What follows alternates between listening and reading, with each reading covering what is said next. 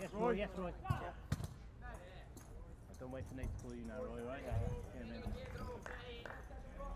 Mate, yes, Nate. Yep. Yes, Roy.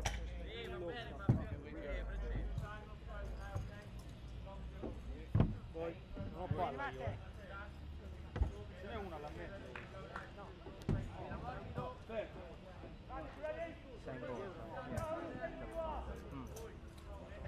Gli ultimi 3, poi partiamo da centrocampo. Puoi tecnicare una. Yes.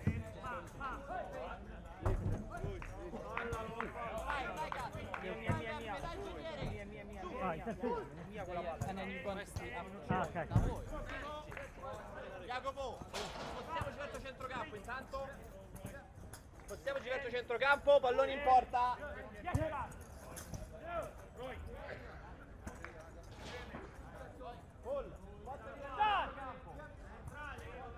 Laterali. Palla ai portieri.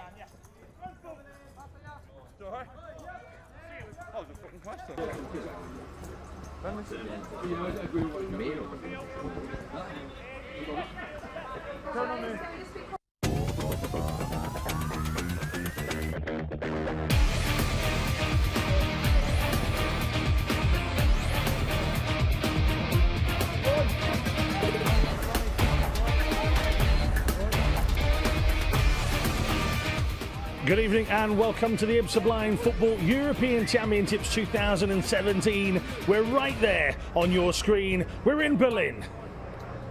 It is indeed day number 5 in our final game, and it's a big one here tonight. It's Italy taking on England.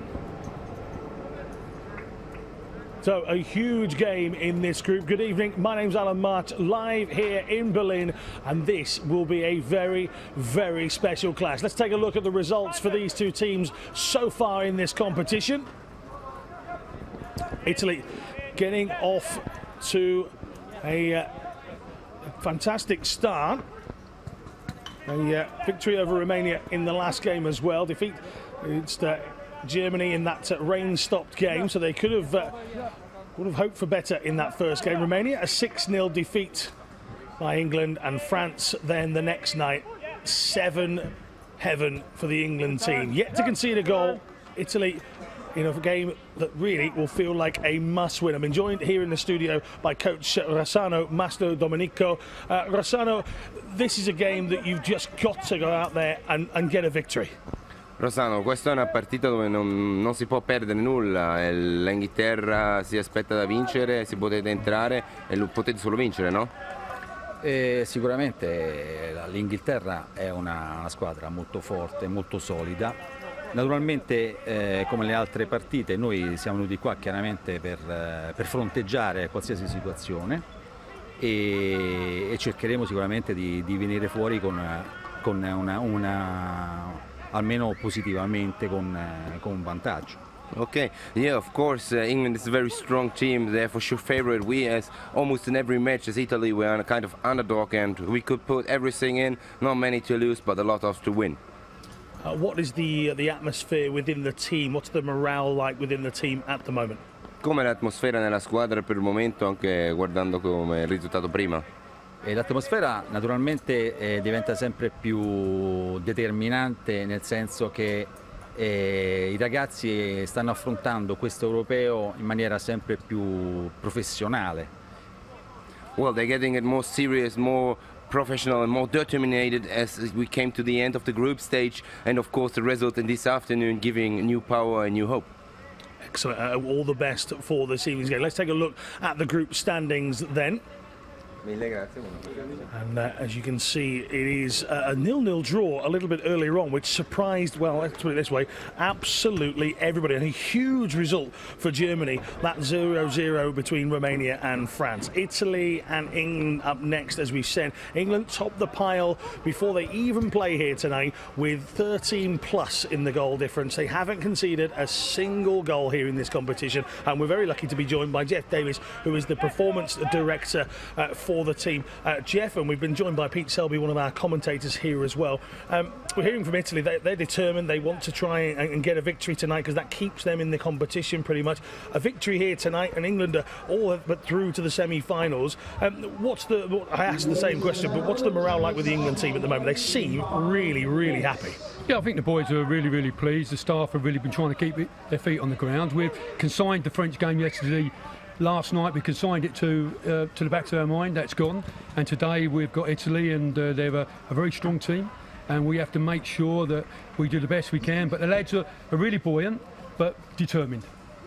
We heard from John Pugh a little bit earlier on as well. We interviewed him, and he said that they had this sort of, could we possibly win this feeling in Hereford? And this time around, you're trying to keep your feet on the ground. What's different between now and how the atmosphere around the team was in Hereford? Well, I think what happened in Hereford is that we won our last game against Turkey, who was probably one of the favourites for the competition, and we sort of already began celebrating that we was in the final of the European Championships.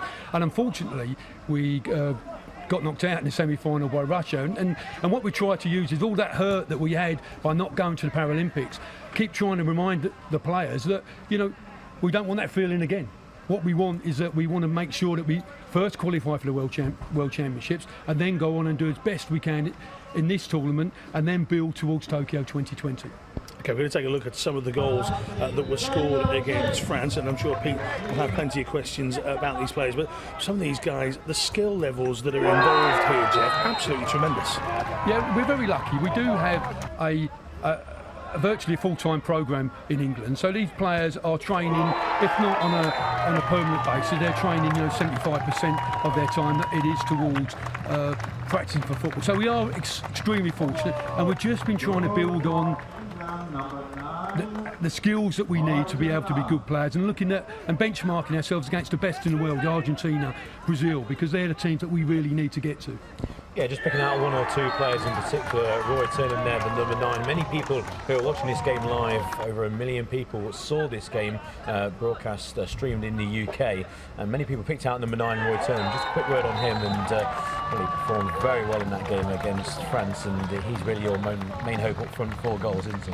Well, what I would say about Roy is that he's come quite late to the game, and has done fantastically well to get to where he is. But what a really important point is that Roy may be scoring at that end, but what people might not see is that who's made the tackle to block to get the ball to him, who's made the pass to get the ball to him. Has the goalkeeper played a really good ball into his feet? So yeah, Roy gets the glory, but it is a real team effort for everybody, and I think that's what we keep trying to ensure, that everybody works as a team. The goalkeepers are often quite forgotten here in blind football, but they're just as important, aren't they? Look, I can't emphasise enough how important, not just around them saving shots or them ensuring that people's shape's right, but their communication is absolutely key, because they're the building blocks that we have to begin to start from the back moving forward. So yeah, the 2 guys that we've got, both Dylan and Dan, are just fantastic and have really developed over the last few years. Thank you very much for joining us, Jeff, and good luck for tonight. Let's take a look at Group B's standings, shall we? Lovely, thanks. So Georgia 1, Russia 11. It seems like hours ago. That's because it was 11 o'clock this morning, that game. We got started with a 12-goal game. Belgium against Spain as well. That was the second game in Group B today, and Spain running out comfortable victors, or they probably would have wanted to score a few more goals in that. So they sit top with plus 12 and 7 points. So too are Russia with plus 11. So it is pretty tight. It just means that Turkey here, the holders of the title, currently will go out, but they have to play Spain in the final game. Yeah, what a game that promises to be. So Turkey need to win to then advance to the next stage. Spain will only need a draw, and that's all presuming that Russia do go and beat Belgium. I must admit, Belgium were disappointing in that defeat to Spain. So if you put down a Russian victory, then yes, what a game that is between Spain and Turkey. Could be that the defending champions will not make it through to the semi-final stage this time around. So in a couple of moments we'll take a look at some goals from Italy in this tournament, or as Pete likes to say, Poliobo. Yes, it's I'm not saying it's a one-man team, but here's Poliobo on the ball. He is 15 years old, and he's just turned 15 as well. I've seen him a couple of years ago, actually, when he was only 13, and he looked a real bright prospect, and he was still about the same size as he is now.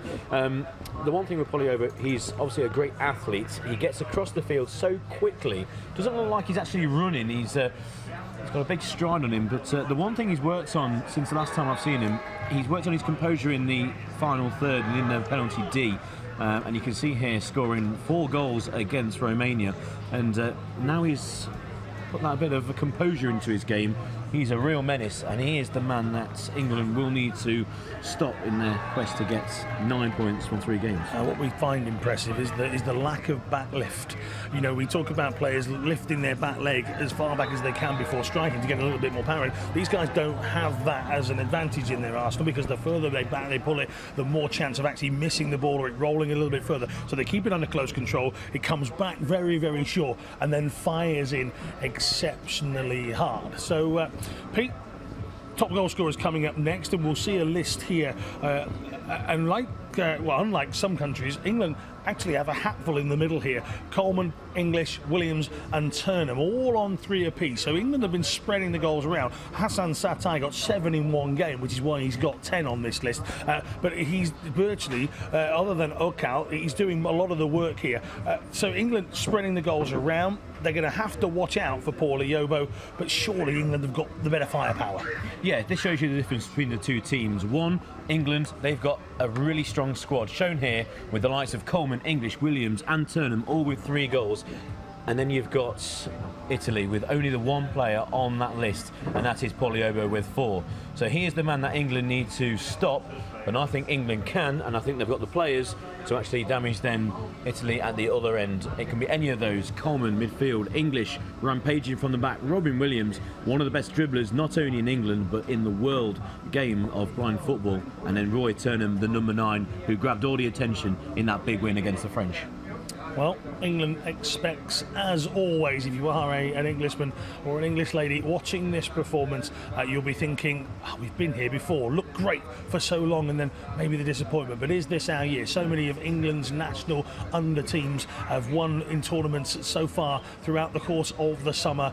Are we about to get a victory in another competition, this time here in Germany, in Berlin? Can England take another title this summer? Well, we're going to go over to our commentary box as the players are getting themselves ready. Is this the part where England stumble a little, or is this their year? Hereford a couple of years ago, it just didn't happen out in the semi-finals to Russia. This one puts them into the semi-final stage again. You can see they're all lined up in the tunnel as we go over to our commentary box. Jonathan Bell and Peter Selby. Thank you very much, Alan. Good evening, everybody. Welcome to Berlin. As the sun sets here in the centre of the German capital, England will be locking horns with Italy in just a few moments' time on day 5 and game number 4 of these championships. The scene is certainly set for these 2 European heavyweights to put on an absolute belter of a game here. England know 3 points and they are home and hose going into the game against the home nation tomorrow night.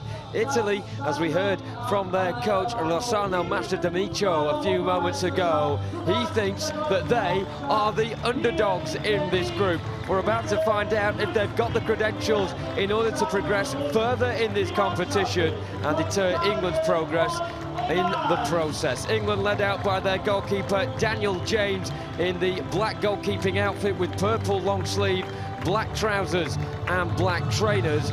As for Italy, they're led out by their goalkeeper Marco Lamacchia in the green top, green shorts, black knee pads and green socks. England in traditional white shirts, white shorts, white socks, and Italy in all blue as well. Both teams lining up either side of the halfway line with their guides at either end of the line. The Italian guide is Enrico Scalci in his blue tracksuit top and navy blue tracksuit bottoms. And the England guide is Adam Bendel from the southwest in his navy blue top and navy blue trousers as well. We are ready here for the national anthems. Expect them to be sung with heart and pride. First is England.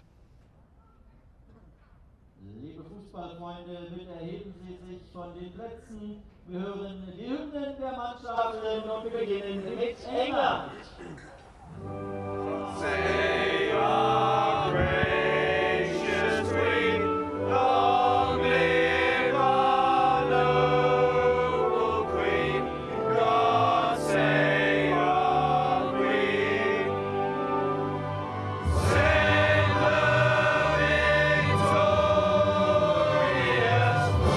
happy and glorious, long to reign over us. God save our Queen. The roar of the three lions evident for all in Berlin to hear. Now it's over to the Italians.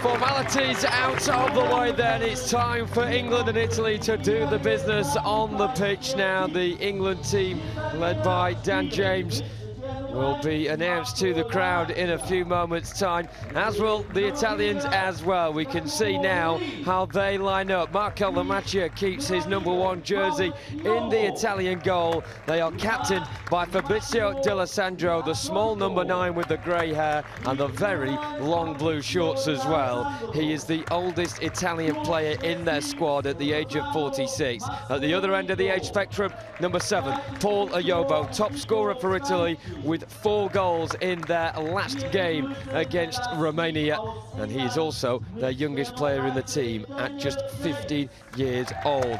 As for England, it's the same team for them that started in the thrashing of France yesterday. That means that Daniel James is in goal. Kerin Seal, a Welshman in the English team, as they are not only England but Team GB as well. Technically, Dan English, certainly an Englishman on the pitch. Robin Williams, certainly the one to look out for, though, the #6, with Brandon Coleman completing the starting 5. John Pugh, the coach of England, was talking to us earlier and making sure that feet were wedged firmly onto the ground ahead of this one. Of course, the dizzy heights of the semi-finals, not too far away for England if they win this one, but focus is certainly necessary in order to overcome the Italians in front of them.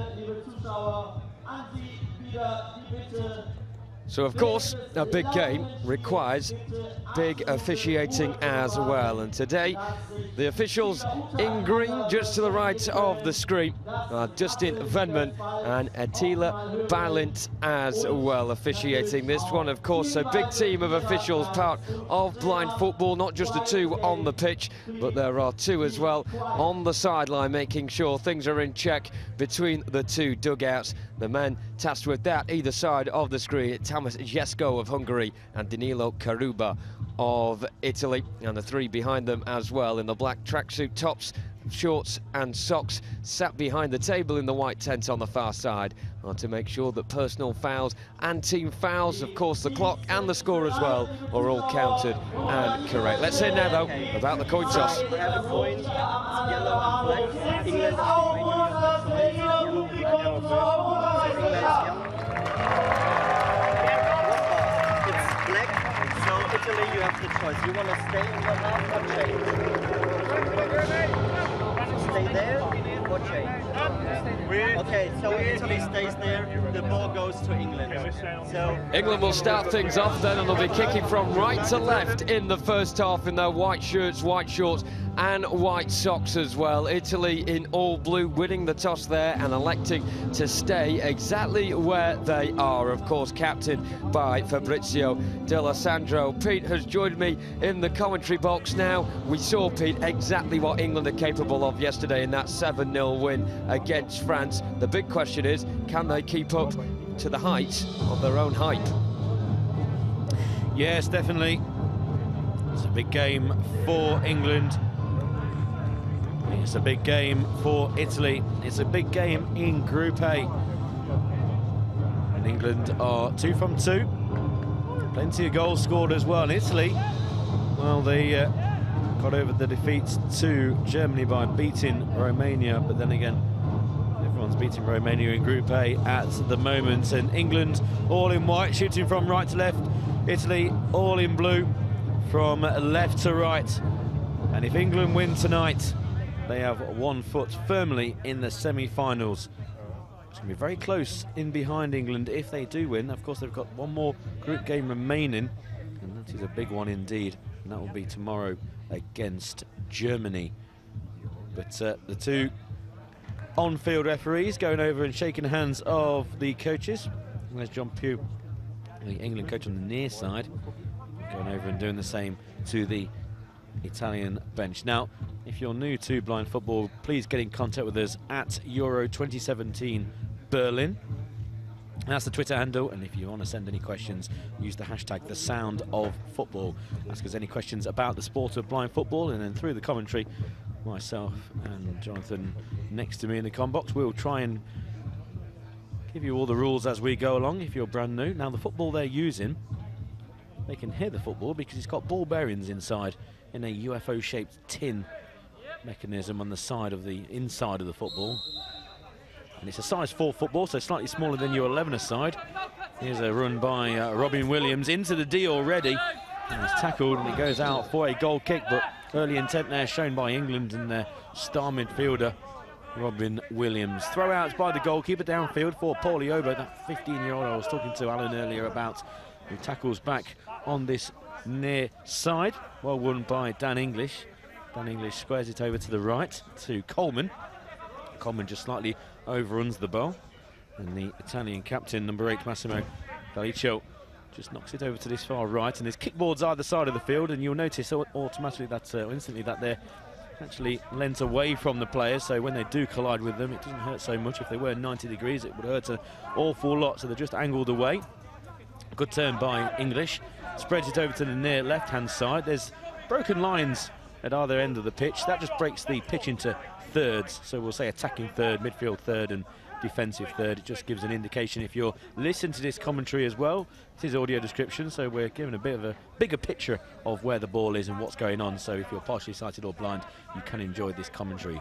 Italy coming down the left into the D, just losing track of the ball. The goalkeeper can't come out of that 2-metre goalkeeping square. If he does, it will be a penalty. That's why they are located in that square, and they're giving directions to the defenders exactly what to do, whether to touch the ball, pass it back or clear the ball. It's just a help for the defenders. And at the other end of the field there is a coach behind the goal. You can see there the England coach, and he'll give advice to the attackers, and when there's a dead ball situation they can tap the posts as well, just to give an indication of where they are situated on the field. Overarm throw by the goalkeeper. It needs to bounce at least once inside their own half.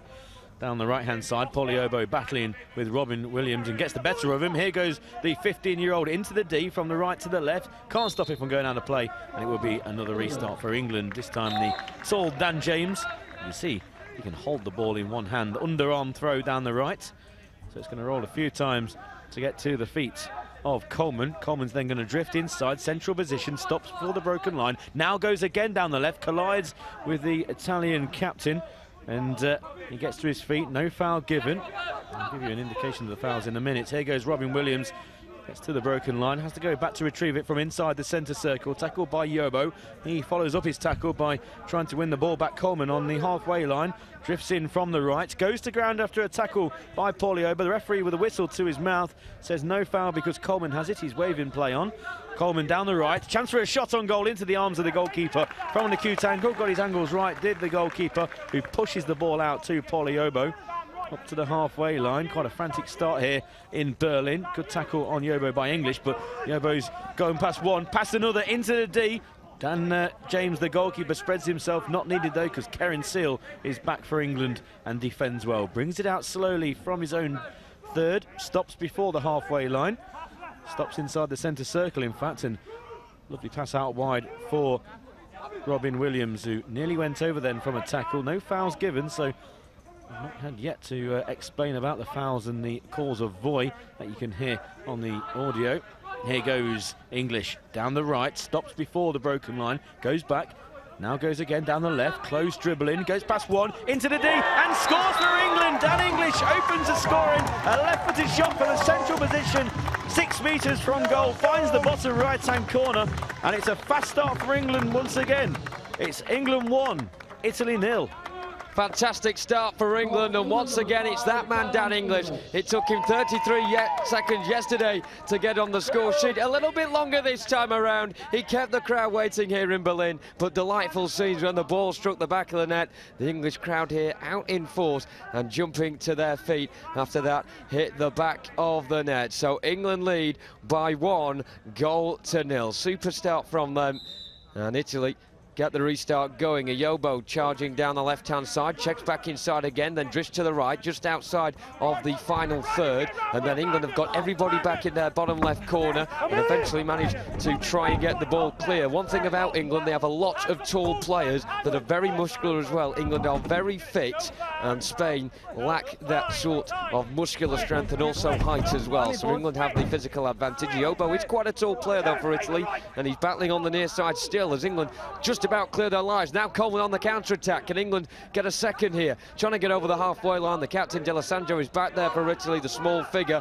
Manages to get back there. A clash between Coleman and also Delaccio as the ball goes out of play for an Italian ball to our left. They throw it now just towards the halfway line, near side. Yobo plays it square towards the far side. No Italian blue shirt there, though. Coleman manages to scamper towards it. And now D'Alessandro wins possession back for Italy. Good pressure from Italy so far in this game. Good turn from English though. Right-hand side, wearing the captain's armband for England.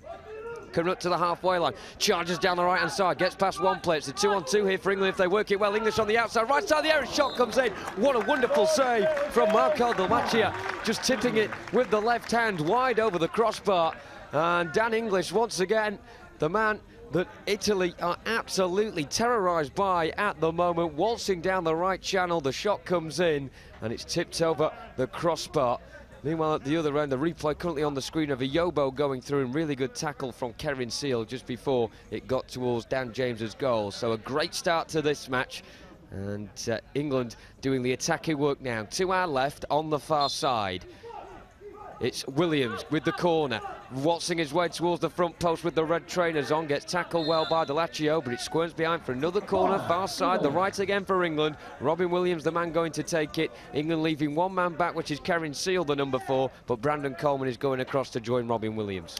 Yeah, Robin Williams wearing 6. Coleman joined him wearing 7. England with another cracking start. 4 minutes and 15 seconds gone of the first half, which is 20 minutes long each half, but the clock does stop for every infringement, including this corner.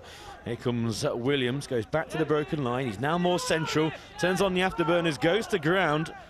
Well, nothing given there from the referees. Looked like he tripped over the feet of Paul Yobo, but no free kick given. Long throw down the right for Italy, and that's going to be shepherded out of play. Now, the players need to be shouting voy at all times, which a rough translation means I am here. And you need to shout it because if you don't and you collide with a player, then it will be a foul given, and the opposition will have a free kick. So if I'm running with the ball and I fail to shout voy and collide with the defender who is, then I've given away the free kick. Long throw down the right by Italy, and Paul Yobo will not be able to pick that one up. And you can see there are circles below the Italian flag and Italy 0 at the top of your screen, and also England 1. There's 5 discs. They are team fouls, and you're allowed 5 team fouls in each half.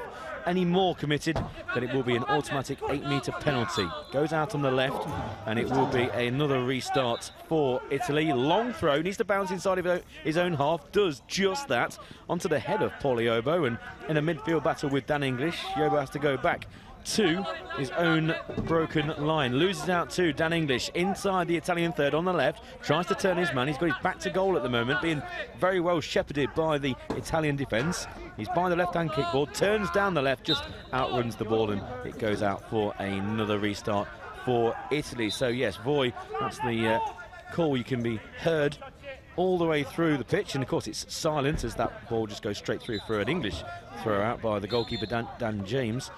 And that's why the crowd are silent, because obviously the players will need to hear the shouts of Voi. Throw by Dan, but down the right, and again that goes straight out for an Italian restart. You know, those team fouls do tot up in the each half, but so far in this game, no committed by both teams. Again, a long throw by the keeper goes straight out. So they're having their own little game at the moment, the two goalkeepers, just throwing the ball to each other. And I think they're just halting play for 1 second as Paul Yobo just slowly gets to his feet, and well, if he can't continue, he's going to be fine, but the Italians don't want him missing from the field of play. Dan James this time doesn't go long, just rolls it outside of his D, and finally we can have a bit of blind football happening. Good pass by Keren Seal from his own D, down the left-hand side, and then a clash of heads between Robin Williams and the Italian captain Fabrizio D'Alessandro. Happily both get to their feet, and Williams goes back inside his own half, loses to Paul Yobo, who goes into the D, and that runs through to the goalkeeper Dan James, and cat-like reactions, jumps away from a sliding tackle by Paul Yobo. Well played there by both the attacker and the goalkeeper. Of course, accidental collisions do happen in blind football, but both there come out with a lot of credit. Flipped ball from the halfway line for England. From the right, down the left-hand side, goes out. Robin Williams can't keep that from going out of play. He's got quite scrappy in the last few minutes, but England won't mind that because they are 1 goal up. Absolutely. Paul Yobo just down at the moment on the edge of his own centre circle doing his left lace. He's got green trainers, Paul Yobo, with 3 black stripes on the inside and outside of them. And so play momentarily halted. He's back to his feet now, and Italy will start from the back with goalkeeper Marco Lamacchia. It will be a throw from him with a right-hand underarm throw. Bounces a couple of times before it gets to the halfway line. Near side off the kickball. Paul Yobo coming in field, trying to charge down the centre. He's got 3 big Englishmen in front of him. One is Dan English, who fouls Paul Yobo there. In fact, it was Robin Williams as well coming onto the scene that the referee has pointed to. And it'll be Italy with their first set piece of the game on the edge of the broken line, on the line that signifies the attacking third. It's just left of centre, and there'll be 2 posted over this one, little and large. Paul Yobo, the number 7, and just in front of him, Fabrizio D'Alessandro. The referee is on the far side, just indicating to the officials' tent on the far side exactly what the foul is, and also the team fouls as well. So it's a team foul against England and a personal foul against Robin Williams, and they could be punished here if Italy strike this one in the back of the net. I'm surprised it's Paul Yobo laying this off to D'Alessandro instead of the other way around, but D'Alessandro shoots straight into the midriff of Seal there. It just cushions down and drops in front of him on the edge of the area and manages to clear it down the left-hand side. Brandon Coleman, the furthest man up for England, on halfway. Good square ball towards the far side.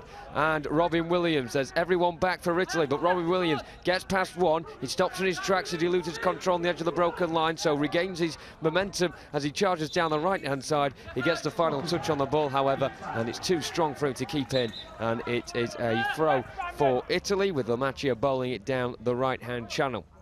Yobo laterally running in field, gets to the centre spot and prods it forward, but it's intercepted by Dan English and squirms out towards the far side. Robin Williams can't get control, so Dan English comes across to the far side to stop D'Alessandro in his tracks, trying to weave his way through the English defence. It goes all the way back to the edge of the England box, and Keren Seal, who comes forward with it and plays it over halfway low towards the left-hand side, and Coleman, who's got 2 defenders to beat, goes past one, hits into the side netting on the right corner of the area. A really good effort there, a couple in front of me of an English persuasion getting to their feet for a moment there, thinking that had gone the other side of the net. But unfortunately for England, it missed the target. The ball goes over halfway, straight back into England territory, and it is indeed England, the Three Lions, leading this match and also bossing possession at the moment. But they're getting a bit of a tangle, three of them all going around the ball on the edge of the area. Robin Williams didn't control, Dan English thought he'd help out instead, and in the end, no nonsense, he has to just clear his lines. There's no white shirt in the offensive half of the pitch, so he goes all the way out for an Italy throw.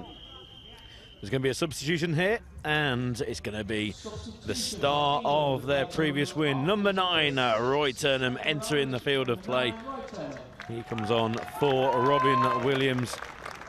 So England's dynamic number 9, which I know many people watching this live stream back in the UK, they were all saying, who's that number 9? Get him in the 11-a-side team. Well, he's on the field of play now, and he's just dropping slightly deeper than many people would expect. He's an all-round footballer, does his defensive duty just as well as his attacking duty. Here he comes forward and wins the ball back instantly inside his own half, in the halfway line now. Over the halfway line he goes, turns on the afterburners, edge of the D, goes to ground under a foul by the Italian number 8, Massimo Delaccio, and it's going to be a free kick to England, central position, around 8 metres from goal. And well, Roy Turnham there turned on the pace, went straight towards goal, no nonsense, and was brought down by the last man, who will be actually quite fortunate, really, not to be given a yellow card. It's going to be a team foul for Italy. That's the first that they have received. Maybe there was a covering defender, so yeah, I'll give them the benefit of the doubt there. There was a covering defender, so yeah, maybe just the team foul would be okay. Free kick to England, 8 metres from goal. Standing over the ball is Brandon Coleman. He's going to receive this from Roy Turnham. There's 4 men in an Italian wall blocking the near post. There's the coach just tapping the posts. That's the near right-hand post. Now he's going to go around and do the same on the far left. So 1 team foul each. England 1 goal up after 8 minutes of this first half. Vital match in Group A. Turnham's going to roll it for Coleman. And now he goes to the right-hand side, straight at the keeper. It squirms away to the right. The keeper dives. It doesn't go from behind for a corner. It's a foul, and it's going to be another free kick, this time for Italy. The goalkeeper stopped it, went straight at him, and it squirmed away to the right inside his goalkeeping square. It wasn't in any danger of going in the back of the net, but seeing the replay, yes, Coleman went to the right-hand side, so it was a more acute angle. The shot was straight at the keeper. It then bounced a few times in his goalkeeping square over to the right of Italy, and then it was a push on Poliobo, and it's a free kick to Italy inside their own third. So that's another team foul for England. That's the second so far, so they've only allowed 3 more, and then there will be 8-metre penalty kicks. Long kick out by Italy, just goes straight out of play, and they're going to have to rethink their tactics when Poliobo is not up front to control the ball from these long kick-outs. In fact, it looked like on the way through, it just got a deflection off a white sock, and that means it's going to be a corner to Italy on the far left-hand side. Must admit, when it was passed through, well, I didn't see any deflection, but the referees, there's 2 of them on the field, and they are the best referees in the world here in Berlin. There's 2 of them on the field, and if one misses something, the other one can then correct the official, and it's something maybe other forms of football could apply. Shot straight from the corner is straight at Dan James, a really easy save for him, and a long throw downfield from his long arms, goes all the way down, and it comes off a blue shirt, so it's going to be a corner to England from the left-hand side. Well played there by the goalkeeper Dan James, not only saving that shot from the corner, but also quickly releasing the ball downfield, and it's going to be an England corner from the left, and going over to join Brandon Coleman is that man, Roy Turnham. So it's going to be him, Roy, to take this corner. He goes around about 5 metres down the kickboard. Then he drives into the D. He stops. He's still got the ball by the corner now. Stops it from going out of play. Nice close skill. He's trapped against that kickboard. He's been hacked at by the legs of D'Alessandro. And he does well just to pass the ball back to Brandon Coleman to say, you have it, because I'm being chopped down like a tree by the Italian captain. Anyway, over on the far side, Poliobo wins it back for Italy inside the English half, and Dan English himself goes back and does very well, gets goal side and then turns Poliobo, the English coach Tom Poo's not happy with the tackle, but here goes English into the opposition half, just stumbles over the ball as he got to the D, still got it, now central position, turns away from 3 men, right-footed shot, well saved by the goalkeeper. It was straight at the goalkeeper, who saved with his legs. It's still not going out of play, it's still with English on the edge of the D. He's going to do the same movement, over from the right, drifts to the left, stops, then tackled by the Italian defence, who just boot it downfield. Anywhere will do for them. It goes straight to the feet of Roy Turnham, though. He goes down the right, into a more central position. Right-footed shot, saved by the goalkeeper's legs, but he was too far out of his square, so it's going to be a penalty for England. Well played there by Roy Turnham. He managed to pick the ball up. He went down the right-hand side. His shot was saved by the legs of the goalkeeper, but he was too far out of his goalkeeping square when he did, and it's going to be a penalty to England, and it will be taken by number 7, Brandon Coleman. So 2 good attacks there for England, both by Dan English and by Roy Turnham. I think the England manager, John Pugh, who was saying that there was a foul on Dan English early on in that move, I think he'll be quite relieved that the foul wasn't given by the officials. So once again, the referees here were proved correct. So this penalty for England on the edge of the D. The referee's just making sure that the eyewear is all sorted. There's some gauzes on top of the eyes, then there's tape put down on top, and then you've got the black blindfold across the face, which I was wearing earlier in the discussion with Alan March. So the coach behind the goal, it's very comfortable actually, Jonathan, the blindfold. I've got a big head and it was absolutely fine. Coleman takes 1 step back, shoots into the roof of the net. England double their lead. It was straight down the centre, past the goalkeeper, high into the roof of the net. No need for the coach behind the goal. Brandon Coleman knows what to do from the spot. England 2, Italy 0. Is it just me, Pete, or am I getting a sense of deja vu? Brandon Coleman replicating the penalty he scored against Romania on Saturday afternoon by toe-pegging it with the right foot high into the goalkeeper's net. Lamacchia went down low onto his knees, anticipating a shot into the corner, and Brandon Coleman completely fooled him and blasted England into a 2-goal lead. What a start for the Three Lions, of course well aware of the fact that 3 points today sees them into the semi-finals, and of course they've still got a game to come on Wednesday night against Germany tomorrow under the floodlights in Berlin. A scoop ball forward from the kickoff, trying to search for a Yobo on the edge of the England penalty area. It's his opposite number, Coleman, coming forward with the ball towards halfway.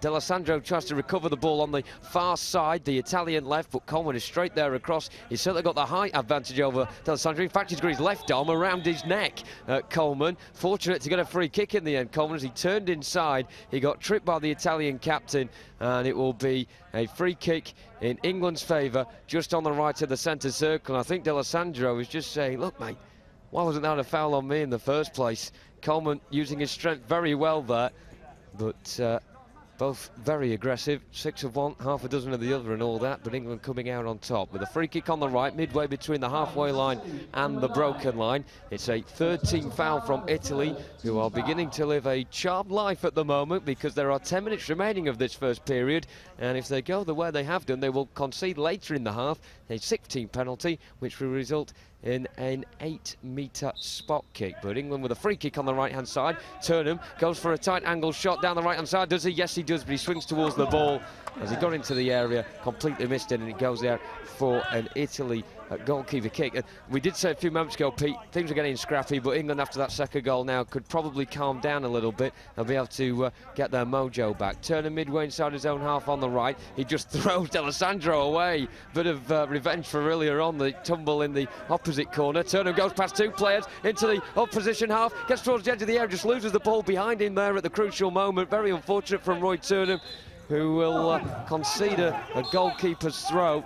But fantastic turn of pace from Roy Turnham, who is a mesmerising footballer to lay your eyes on. Absolutely wonderful. And he's yet to get a goal in this game, but I would not be surprised if he managed to get one on the score sheet. Brandon Coleman coming over the halfway line, left-hand side. He tries to get towards the area. The Italians rattled a little bit, and Lilly clears the ball away, usually so composed at the back line for Italy. He just kicks a right foot through it and finds a Yobo. However, at the other end, coming forward now, Seal over halfway, in towards the Italian half, left-hand side, he comes, left-footed shot, toe pokes in towards the near corner, wide of Lamacchia's right-hand post by quite a distance. Long throw out by Lamacchia down the right-hand side, finds that man Poliobo. Good tackle comes in by Brandon Coleman, wins the ball back, no foul says the referee. It's 7 versus 7 on the broken line inside the Italian half. Going to ground is Brandon Coleman, nothing given, he goes to ground again, nothing given, and it goes out for a goalkeeping restart. Well, a word, Pete, on what the officials are getting from the England coaches at the moment, in particular John Pugh. He's asking for more protection of the England players. They're getting ruffled a bit by the Italians as Yobo tries to go around the left side of the area, but English shows him who's boss by just shoving him out the way. But it will be an England throw at the back with Daniel James, but John Pugh not happy with the officiating so far. At the other end, Yobo is down on the byline, clutching his right leg, but as he gets treatment, just a word on the aggression of the Italians so far. I think it's been pretty even. Actually, I completely agree with you, Jonathan. I think it's been very fair. It's been a physical game, yes, but I think it's been absolutely fair. There's been, obviously, they're trying to protect their own players. The same will be said on the Italian bench. I think the officiating in this game so far has been absolutely spot on. And also, there was a tackle earlier on in the move, which then led to the goal, the second goal for England, which the English coaching staff wanted a foul. They could have easily been given, but then it turned into an attack, which England scored for. And I think it's been absolutely fine. But obviously, they have a care of duty of their players, so completely understandable on their part. But yeah, I think it's been a rip-roaring encounter, very exciting for the neutrals in the stands, and obviously lots of family and friends here supporting players from both sides. And just a word on those crosses you can see on screen as this timeout scored by England, one for each half you're allowed, and it's a minute long. Italy have 3 crosses under their name, and that's because they've got 3 team fouls. You're allowed 5, any more in you'll get a 8-metre penalty kick against you. England have only 2, and there are 11 minutes and 31 seconds gone in this first half, and it's 2 halves of 20. England, if they win this, they'll be top of Group A, 3 wins from 3 games. Now, the goals in blind football, they have been extended, actually, just before these European Championships by quite a bit, actually. 66 centimetres in width, 33 centimetres in height. Wow, it's led to plenty more goals in blind football. Any questions you have on a sport, you can get in contact with us. You can use our Twitter handle at Euro 2017 Berlin, at Euro 2017 Berlin. Use the hashtag The Sound of Football with your question. So write your question, maybe just tell us who you're supporting, where you're watching from if you're watching this live stream, who the players are, and also where you are watching, which country, and make sure you use that hashtag The Sound of Football, and we'll do our best to answer any questions. And there's plenty of them because we had nearly 1 million people watching live on our last game with England. So well done if you're watching that and you've been spreading the word of this wonderful sport of blind football. Roy Turnham goes to ground, gets to his feet quickly inside the Italian third. From the right-hand side now, drifts over past the broken line, down the left, approaching the D. Can't shoot from there, so he decides to go back. Now he's going one way, then another, trapped against the left-hand kickboard. He's got his back to goal at the moment. Behind him is Brandon Coleman. He finds Coleman. So between them both, they've got options on the right with Karen Seal. And they find Karen Seal, who's now back to the halfway line.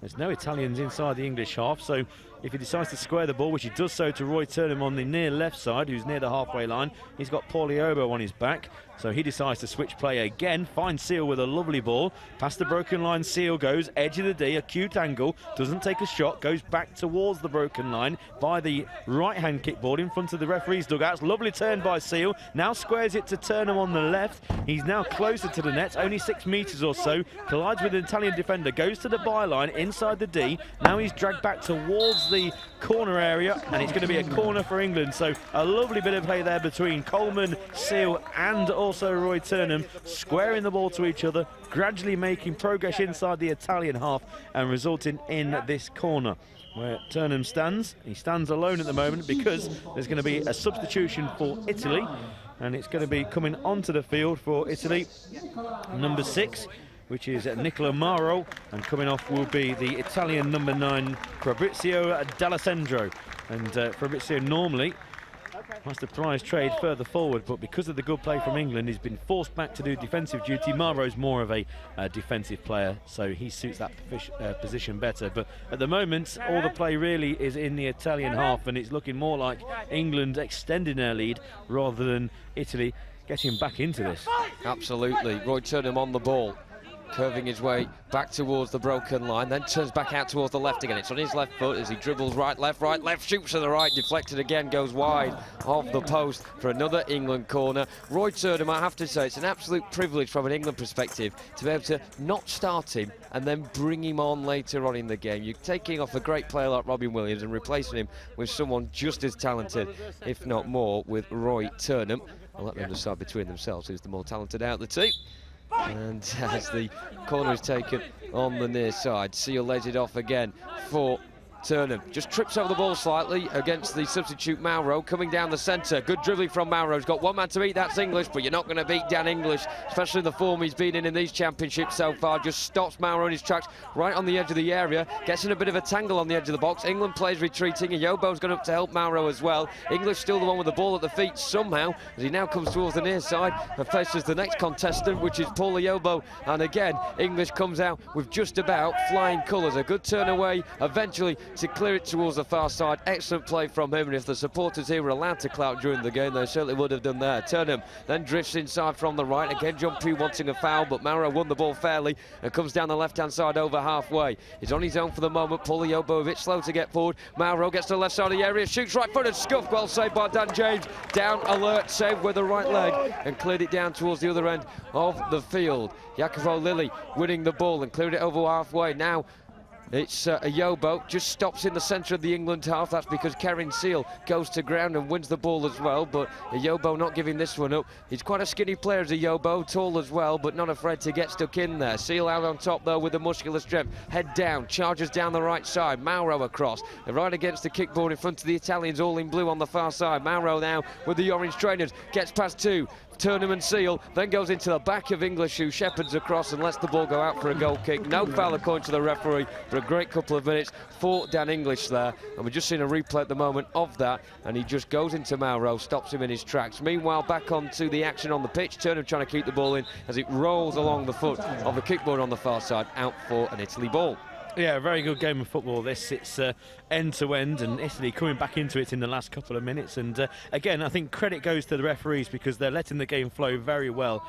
And both the benches are appealing for fouls, but I think it's making for a cracking spectacle. Here goes Roy over his own broken line, over the halfway line now. Turner for England, number 9. He's got 2 men in front of him. Goes past the first, straight down to the edge of the D, and scores with a right-footed rasper into the bottom left-hand corner. Roy Turnham, England's star number 9, started the move way inside his own half. He beats every single Italian player in front of him, including the goalkeeper, with ease from the edge of the D. It's England 3, Italy 0. And I've just inked on my notes there, Pete, goal of the tournament, question mark. Certainly one of England's best goals of this tournament so far, and there's been quite a few. Fantastic run from inside his own half, and the way that he made the goalkeeper dive the wrong way.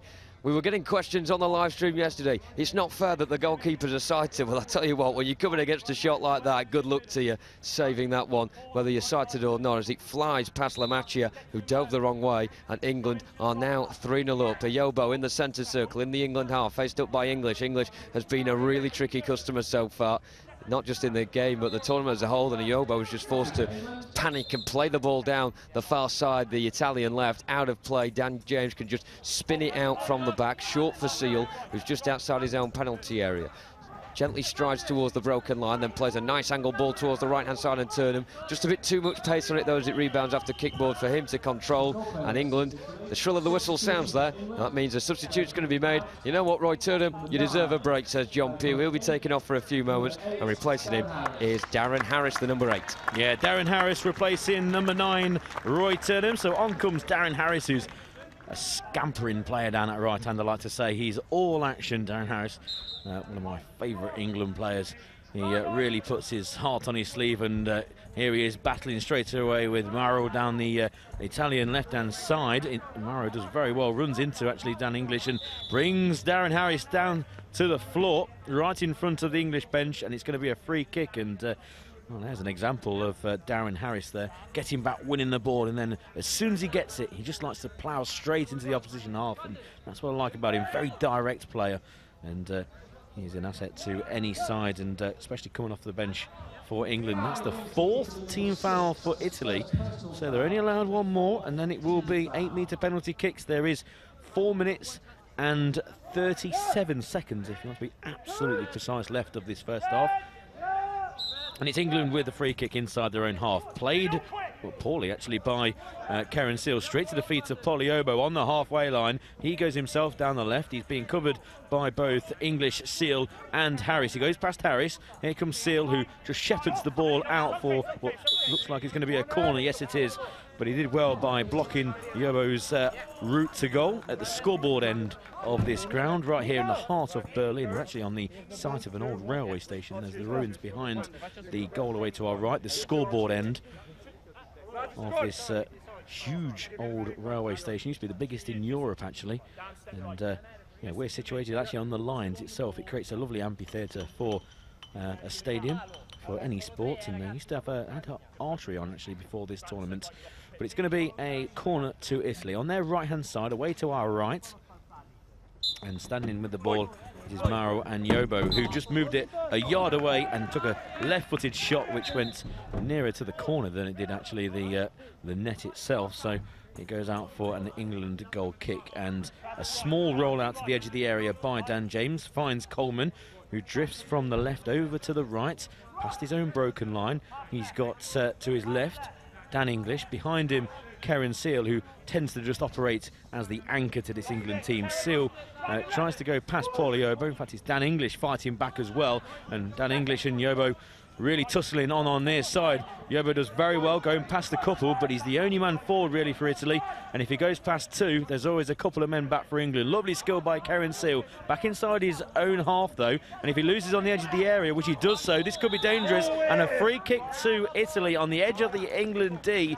And Karen Seal there, he did well initially by winning the ball back, but then he went towards his own D, and instead of just clearing the ball, obviously the call might not have come from behind him, but he decided to dribble towards his own D, and when he got Poliobo alongside him, he brought him to the ground, and it's going to be a free kick to Italy. Now, this free kick is about a foot outside of the D, slightly to the left of centre. There's going to be 4 Englishmen in a wall, and they are standing again a matter of inches outside of the goalkeeping square. Dan James is on his line. He's covering the near post, that's the wall, the near left-hand side. So Dan James will be standing quite central actually, but slightly to the right, as from the view of where the kick will be taken.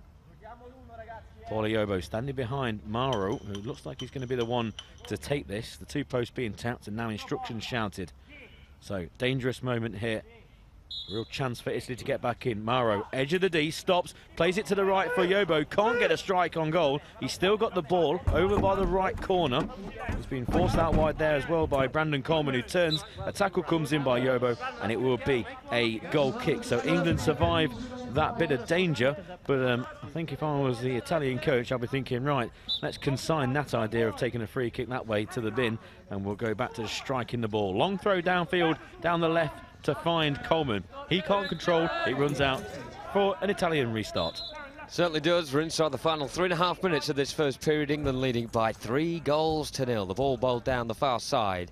The Italian left, Mauro, who's got a trick or two in his locker, backheels it. He goes past 2 England players. He charges towards the right corner of the area as he runs diagonally from left to right. He's on the near side now towards our right-hand side, and it's back there, Seal, to just sweep it away over the halfway line. It comes off an Italian player in Lilly and just about rolls into the goalkeeping square of Marco Lamacchia, all in green. Bowls it down the centre, and Yobo can turn. Clatters into his opposite number, Coleman. Both the same height. Coleman a bit stronger though. However, it requires 3 English players to surround Yobo midway inside the English half to clear it away down the right-hand side. Now Roy Turnham hesitates a bit as he tries to locate the ball. Pushes it along the kickboard on the right-hand side before making his way infield. Then goes back on the right again. He's got 3 blue shirts around him. One of them is opposite number Delaccio, who comes forward with it towards the halfway line. Checks back, facing his own goal, and then he turns again, and Turnham Harris has dropped off a couple of yards, meaning that Delacio's got a bit of room to run into on the left-hand side. Seal spinning around with him at the moment. They're both struggling to get a grip on the ball, both more preoccupied with each other. And Seal, as Delaccio falls down, gets the ball, plays it square towards Coleman, and England can build from the back with the number 7, who scored England's second in this 3-0 current success. He's in dead central inside his own half, diagonal towards the right-hand side, a good low ball, bit of pace on it, and I don't think Darren Harris is fast enough to get there. He just gets it, but behind the byline, and it's Italy with the ball with Lamacchia. Down the left-hand side for Mauro, hugging the kickboard on that side. English comes across for a bit more than a hug, and Mauro wants to continue down the left, did so as well, gets towards the byline, shot left-footed, tight angle behind for Dan James's ball. Yeah, that's a prime example of the difference between the two teams. Pogliobbo is the main goal threat for Italy, but when he's not running forward with the ball, we really have a lack of options compared to England. Karen Seal, who's anchoring the team, he can strike at goal. So can Harris, who controls well, but just pushes it too far forward down the right, and that's out of play. Obviously, you've got Coleman, who can score. Dan English has scored plenty in this tournament. And, of course, off the field, it currently is Roy Turnham. Foul on Pogliobbo on the broken line, just in from the right-hand kickboard. That could be the 4th team foul for England.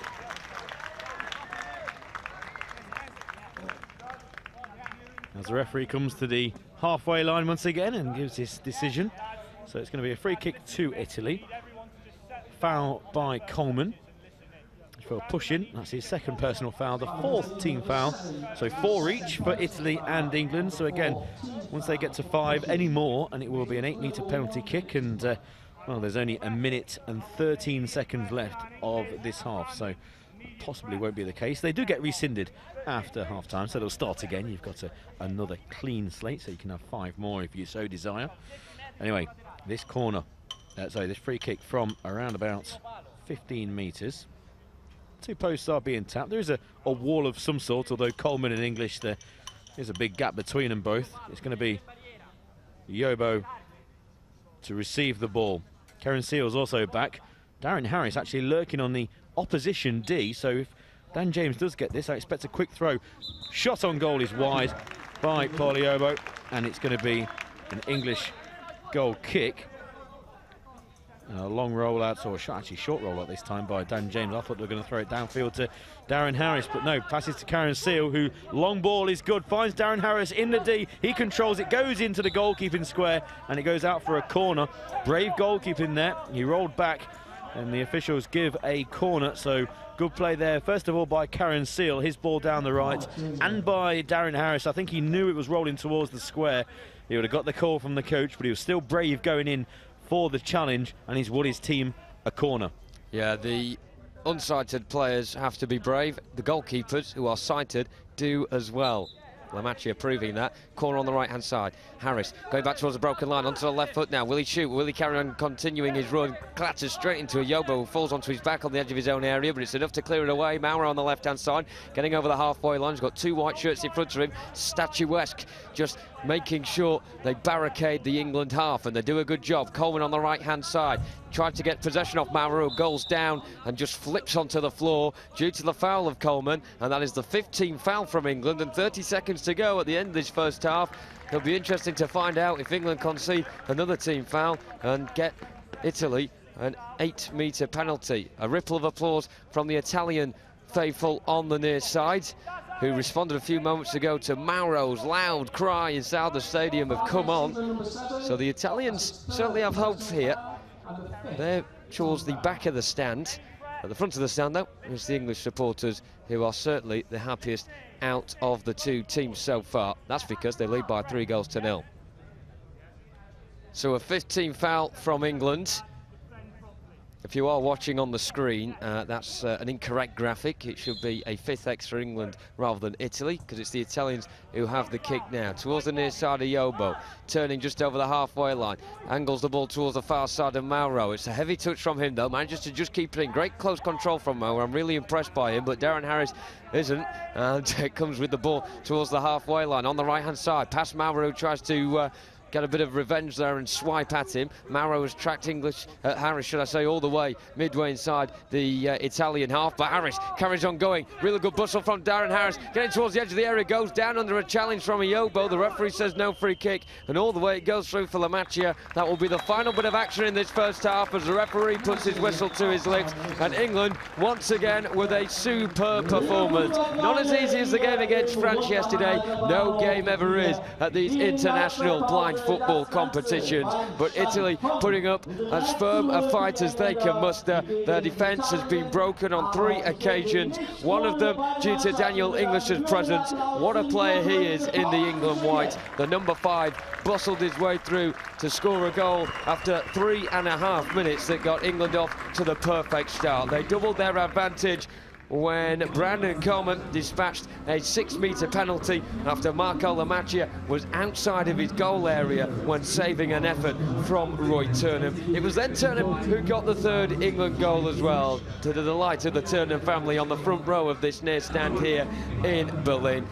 Mazy run from the halfway line, got to the right-hand side of the area, that close control from right foot to left foot, from right foot to left foot, got it back onto the right corner of the area and fired it low across Marco Lamacchia's net. The Italian stopper going the wrong way in trying to stop the ball flying into his goal. So half-time, it reads another pretty scoreline for England. They lead this one against Italy by 3-0.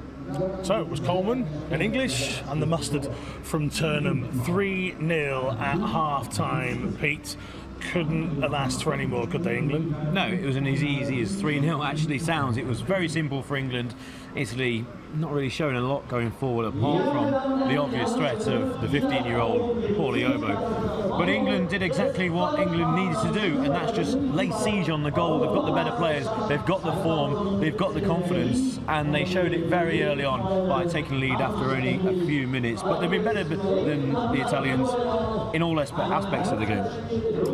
Well, we've seen the action once. Now we can take a look at the highlights of the first half. And, well, Paul Iobo probably had the best chance to start with.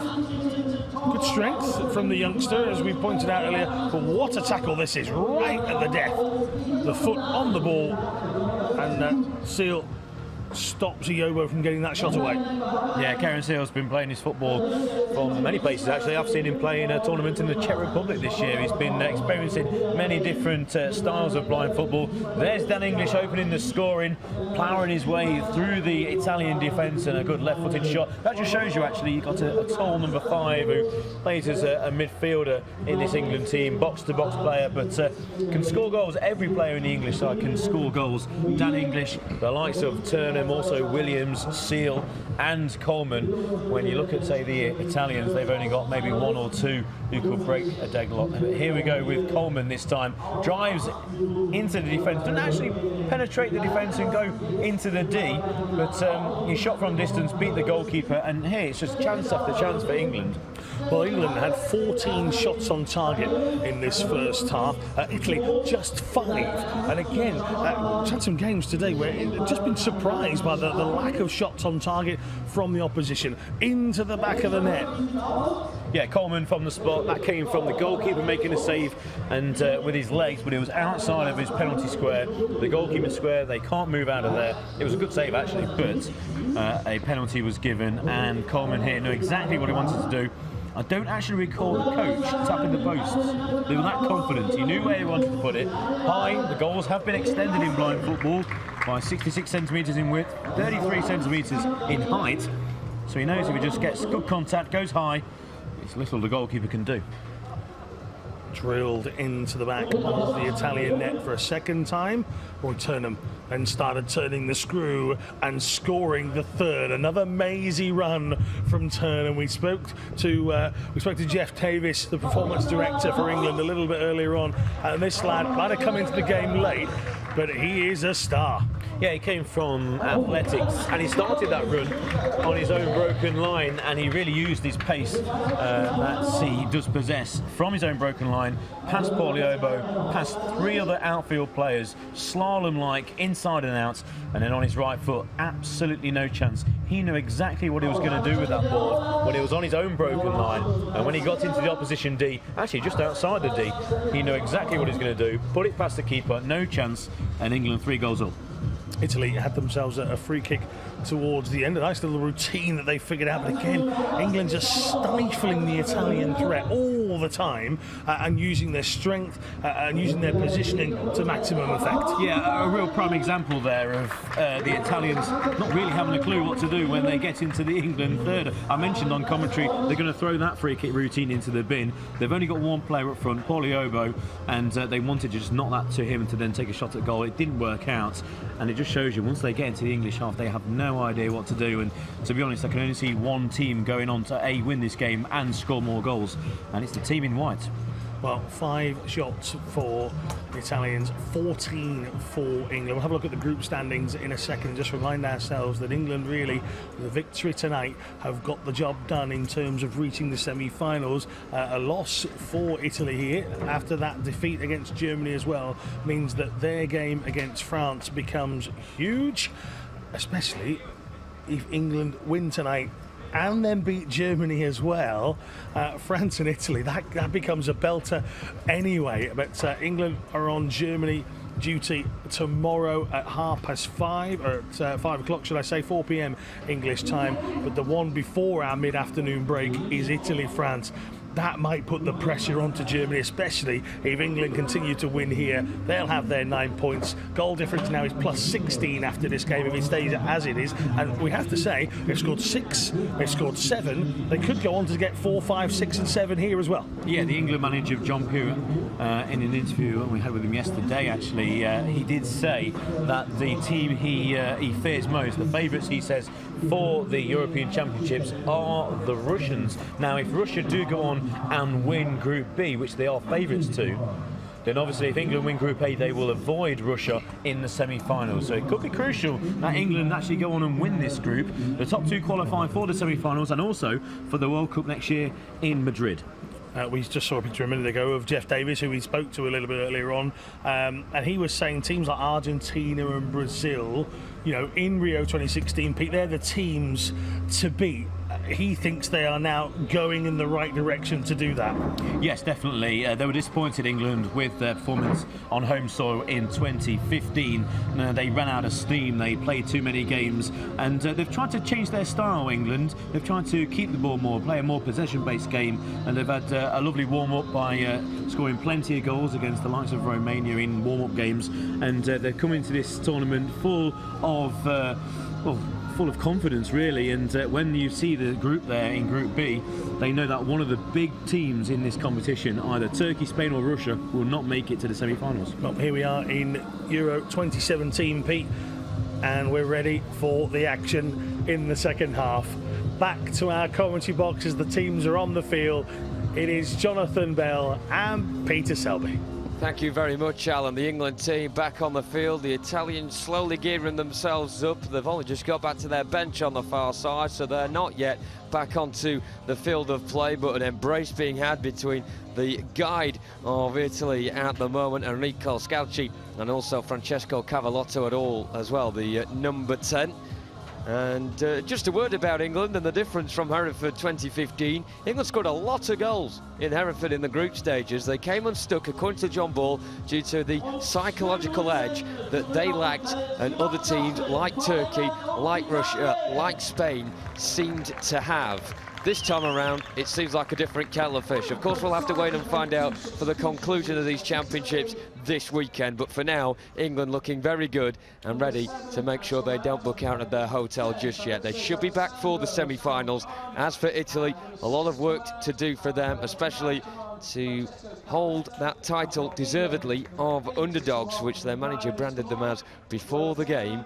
At the moment, they are under the feet of England by 3-0. The second half about to kick off. Italy will be kicking from right to left as we look from our position opposite the 2 dugouts.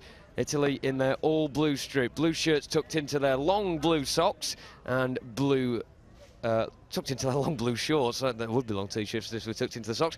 Blue shirts, blue shorts and blue socks. And England all in white. White shirts, white shorts and white socks, and we are off and underway. And Cavallotto, the substitute, has it just over the halfway line, runs down the right-hand side. English wins the ball back off him immediately and is the furthest man forward for England. He's got 2 Italians to beat. Is he being held back by Cavallotto? The referee says no. Still carries on his run towards the right corner. Coming across now is Delaccio, and the last touch comes off English, who certainly has battled hard and ferociously during this game, but Italy have the throw towards our right. Kicking from right to left, they have it with their number 8, Delaccio, in a deep position. Right-footed kick right down the heart of the England defence. England can just leave that, let it roll out. Dan James gives them the call. There's no Italian in sight, and therefore Dan James will throw it down the other end from the restart. A low, fizzing ball towards this near side, the right, and Turnham very much pushed towards the byline. Back on for the second half, Turnham. He's forced back towards the halfway line, trying to get a grip on the ball, which is very slippy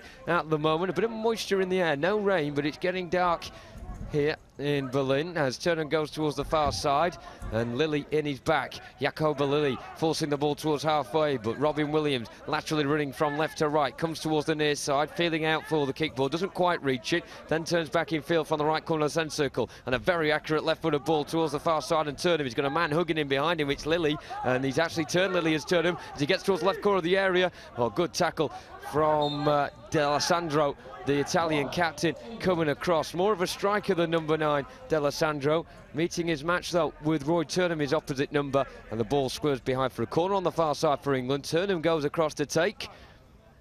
And just talking to his mum at half-time, Scouser, but a Chelsea supporter.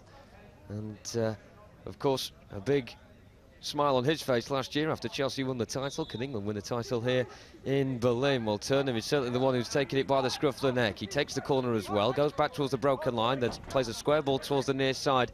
And now it's Robin Williams, gets towards the central position on the centre spot. He pokes it with the left foot towards the far side. And now it's English, left-hand side, cuts in, left corner of the area, gets past a couple of challengers, real good chance here. Italy keeping firm, however. England not yet managing to get a shot on target in this second period, but they're looking very threatening. English, right-hand side, he's got 2 blue shirts around him, both doubling up and managing to get the ball momentarily clear, but England are not letting the Italians rest at all. Delaccio has to just backheel the ball down the line for D'Alessandro, gets towards the halfway mark, just over halfway before English comes onto the scene, make sure he gets his horns firmly into that battle. It's now him and Seal just negotiating the ball out from the defensive zone. They're both kicking at the heels of D'Alessandro, the veteran, and the ball is forced towards the edge of the area, given away by Turnham. He shouldn't have been dribbling around with it there, but fortunately for him, he gets the ball back at the second attempt. Good bit of work from Williams, and a bit of a hairy, scary moment for England. But Turnham, this is what he likes to do, goes over the halfway line, well tackled by Lilly, and Italy with an injection of pace in this game all of a sudden. On the far side, the ball is with Cavallotto, the furthest man up for Italy, gets towards the broken line, but Robin Williams comes across, and England just kicking the ball at each other's shins at the moment, and the fizzing ball goes back towards the edge of the England area, and English is having to turn on a dime here, gets towards the byline and just sticks it out behind for the corner, because England all of a sudden are the ones looking like their feathers have been ruffled. Yeah, a little bit of 6s and 7s in the English defence. There's John Pugh, the English manager, just telling to his coaches, sort it out basically. You know, we need to clear our lines. We're 3-0 up and we can't afford to play around with the ball inside our own D. Get rid of it. They can start runs from deep. We've already had a goal by Roy Turnham, who started his run from his own broken line. Shot from the corner is poor. It's almost like a clearance up to the halfway line. Back comes Turnham on the England left, the far side now. Now he starts his run over the halfway line. He's gone past 2, just leaves the ball behind and has to go back and get it. And he does so by the left-hand kickboard under a lot of pressure from the youngster Cavallotto, who just clears it for Italy downfield, out of play for a restart. Dan James throws it over his head down the right-hand side to try and find Karen Seal. He does so. Seal in from the right, tries to pass it over to the left and Robin Williams, but he gets a second opportunity, tries to strike at goal, misses his kick from the right-hand side of the D, but he gets a foul, and it will be a free kick to England in a very dangerous position. The Italian coach not not happy at all with that decision, but it will be a free kick to England in a dangerous position, just outside of the D to the right of centre. The referee will then come to the near side and explain his decision. It could be for a volley. I didn't see any real contact between the two. So free kick to England. It's going to be the first team foul for Italy. Yes, it was just a kick from behind. So if you're new to blind football, then that's the first of 5 team fouls. If you're any more than that, it will be an 8-metre penalty kick. Now the ball is a size 4 football, so slightly smaller than a traditional 11-a-side ball. And it does have ball bearings inside in a small UFO-shaped piece of tin, which is on the inside of the ball, on the side, and it does make like a baby's rattle sound, and that's what the players are trying to locate. That's why there's silence, and the coach behind the goal just tapping the posts, and well, you can work that out for yourselves. You know exactly why. It's just so the player knows exactly where the net is. Here goes Seal with a shot, takes a deflection, goes wide of the left-hand post, and it will be a corner. It was, I'll say, got a lot of credit there for Lilly, the Italian number 4, who jumped out of the wall and got a deflection on it, and it just went wide. So England with a corner from that left-hand side, the far side. Yes, it did take a deflection off him and just went wide of that left-hand post. Large shout of void there as well, Pete. I know it's legal, you've got to do it, but the Italian there, that it's so loud, I wonder if it puts off an opposition player sometimes when they're about to strike the ball. Well, yes, I mean, you can't actually. It is, I'll explain actually after this corner's taken from the left. And Robin Williams, well, he goes all the way to the halfway line. Now he starts his run back towards goal, down the centre, can't get a shot cleanly on goal. It just rolls to the goalkeeper, but very enterprising play there by Robin Williams, taking the corner and going back to the halfway line to start his run. Here goes Turnham. He's turned 2 players inside his own half. He's got 2 between him and the D. He goes down the left-hand side. Now he's on the edge of the D. There's 1 less player to go through. Goes past him and then flashes the shot wide. He beat the entire Italian team, and then as soon as he got to in front of the net, he was at a bit of an acute angle on that left-hand side. He then poked it wide, but lovely play by the England 9. England once again on the halfway line, this time through Williams. Inside the centre circle, drifts over to the right by the kickboard, so he's going to start from as far right as you can. His kickboards either side of the field, slightly slanted back, so the players can run into them and have a little bit of a cushioned blow against them. The ball's up halfway. Cavallotto, one of the Italian youngsters, good footwork to take it away from Karen Seal, but he's much the faster and bigger man, Karen Seal, and he clears for England, does a really good job at the back. He switches over to the right, actually. There's no on forward for England, so it's going to run through. But you mentioned, Jonathan, earlier about shouting. If you were running with the ball or towards the ball and you shout anything else apart from volley to put off an opponent, that's actually classified as a foul. So I think he's kind of using that rule to shout volley as loud as he can to maybe put him off, but we'll give him that. I think that's completely okay. Here goes Williams shouting volley down the right in front of the packed stand in front of us compared to the stand opposite. Plenty of family and friends here supporting both sides. Turnham back inside the centre circle, goes back inside his own half, leaves it for Karen Seal, who's going to start to run. So it will be, there's free kick here for England because he's been brought down inside his own half by Cavallotto, and that's going to be the second foul against Italy. So any questions you've got regarding blind football, then please let us know. Use the hashtag #TheSoundOfFootball and follow us at Euro 2017 Berlin, at Euro 2017 Berlin. So the second team foul for Italy. England, well, if they win this game, which they're looking like they will, 3-0 up, and well, looks like they've got more chance of scoring at the moment than Italy, and if they do, they'll be 3 from 3, and well, qualifying in style for the semi-final stages. They've got Germany tomorrow, 5 o'clock local time here in Berlin, 4 o'clock UK time. Here goes Robin Williams with a mazy run towards the edge of the D, and he doesn't get a shot off on goal. It just avoids his instep and goes through to the goalkeeper. Throws it down the right, but the move is covered well by Turnham and just shepherds it out for a goal kick to England. And Dan James, who acts as a coach as well, Dan James, to the players who are in the defensive form for England. He basically tells them what's going on and where to move and where to play the ball, more than just the goalkeeper, Dan James. Also, England do have a very decent reserve goal. So a really good run, shot into the bottom corner of the net. Yes, I was looking at Dylan Malpass, the substitute goalkeeper, but it was Roy Turnham who took us all by surprise, and especially the Italian defence. Well, Roy Turnham, he turns the defence inside out and then from distance strikes the ball past the goalkeeper, right-footed actually into the bottom right-hand corner. Goalkeeper had no chance whatsoever, and it was a snapshot from Roy Turnham and into the back of the net. Great goal for England. It's 4. Unbelievable stuff from Roy Turnham. It takes something to surprise Pete Selby in the commentary box, and that certainly was something special there. The referee actually was having to get the crowd to quieten down a bit. I think they're still marvelling over that wonderful solo run and goal from Roy Turnham. They're not the only ones. Second of the game for him, 5th of the tournament. Fantastic stuff. It's Robin Williams down the near side, who is tussling with D'Alessandro. A bit too much for the referee's liking from D'Alessandro. No, in fact, he's gone the other way now, the referee. Playing a bit of hokey-cokey. Right arm out, left arm out. Shakes it all about. The ball's going to be shaken in a moment, and Italy were going to get the free kick. And it will be a free kick in Italy's favour. Can confirm that now. England with their first team foul of the second half. One thing that doesn't get rescinded at half-time, though, Pete, is the personal fouls. That is indeed correct. If you get 5 of those, then you're off. And you won't be taking part in any more of this game. Scooped ball by Italy downfield by the captain. Well blocked by Turnham, who now goes over the halfway line, searching for a hat-trick. Past the broken line, central position. Turnham in goal. Well saved by the goalkeeper. It was a low shot to the bottom right-hand corner, and it was very close to the keeper, and he did well to react and get 2 hands onto it and hold on to the ball. Down the right, Cavallotto by the kickball. Well tackled again by Karen Seal, and here comes Seal downfield. Stops on the halfway line, tries to play the ball over to the right where Williams and Turnham are. They then go back and fill out a defensive role.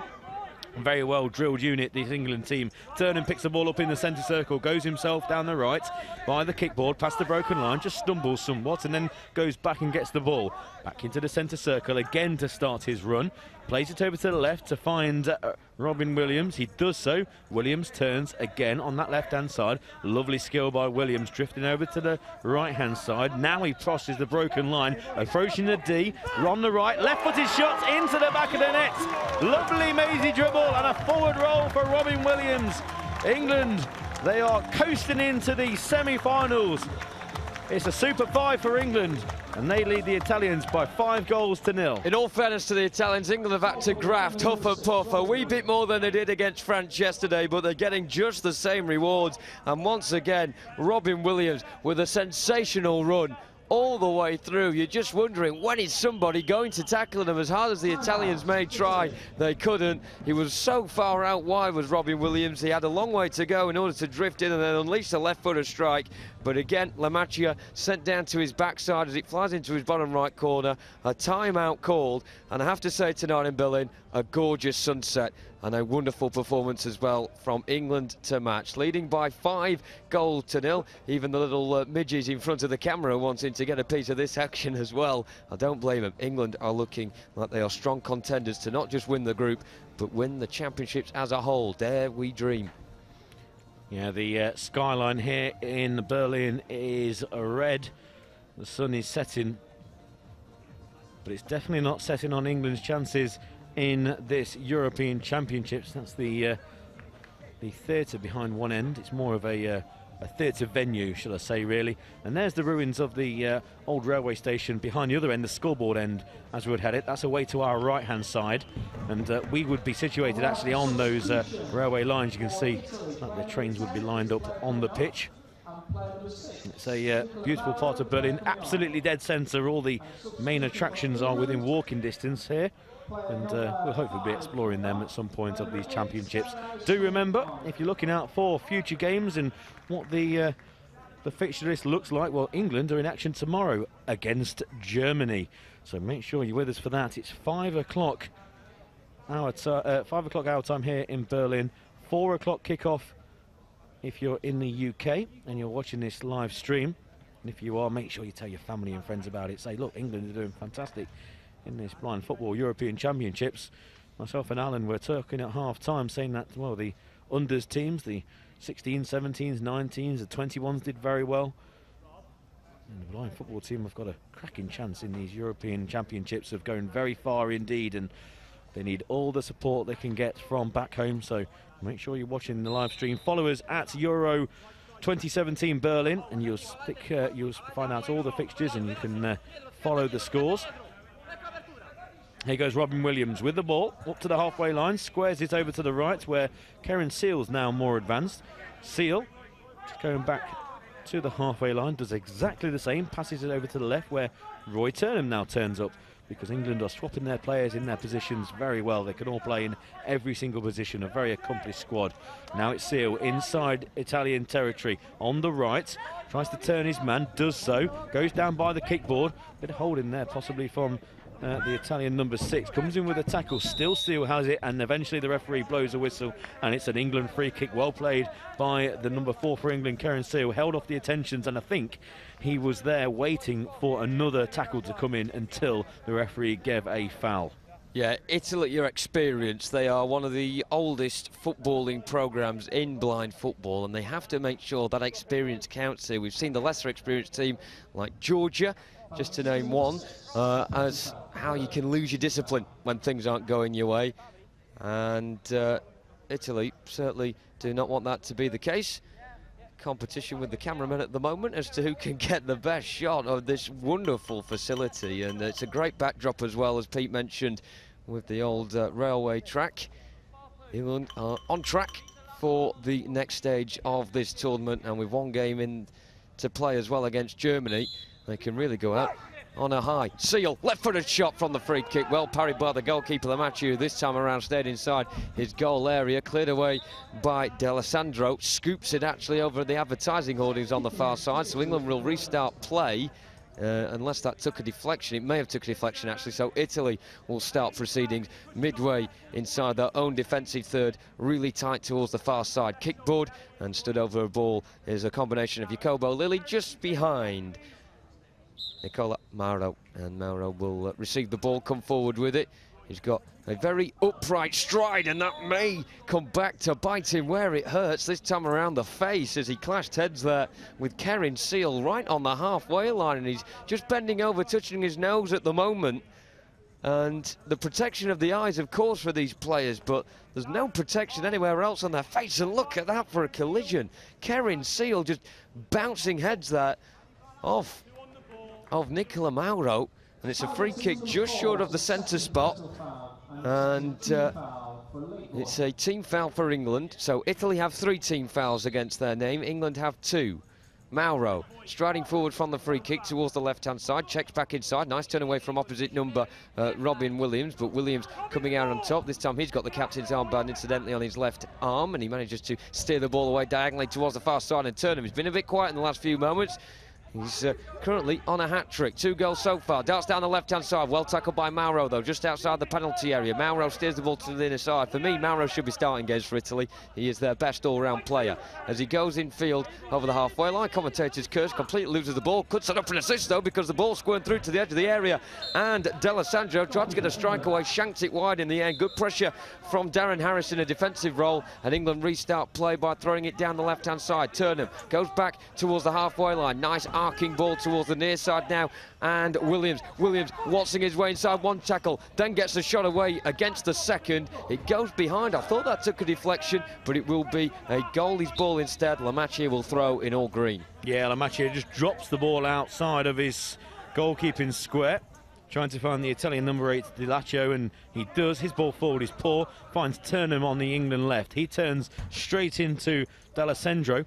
D'Alessandro wins it back for Italy over the halfway line. The Italian captain's got 4 white shirts between him and the goal, and the first one tackles him. That's Roy Turnham on the England left. He's been pushed back inside his own broken line. It breaks for D'Alessandro. D'Alessandro can't shoot.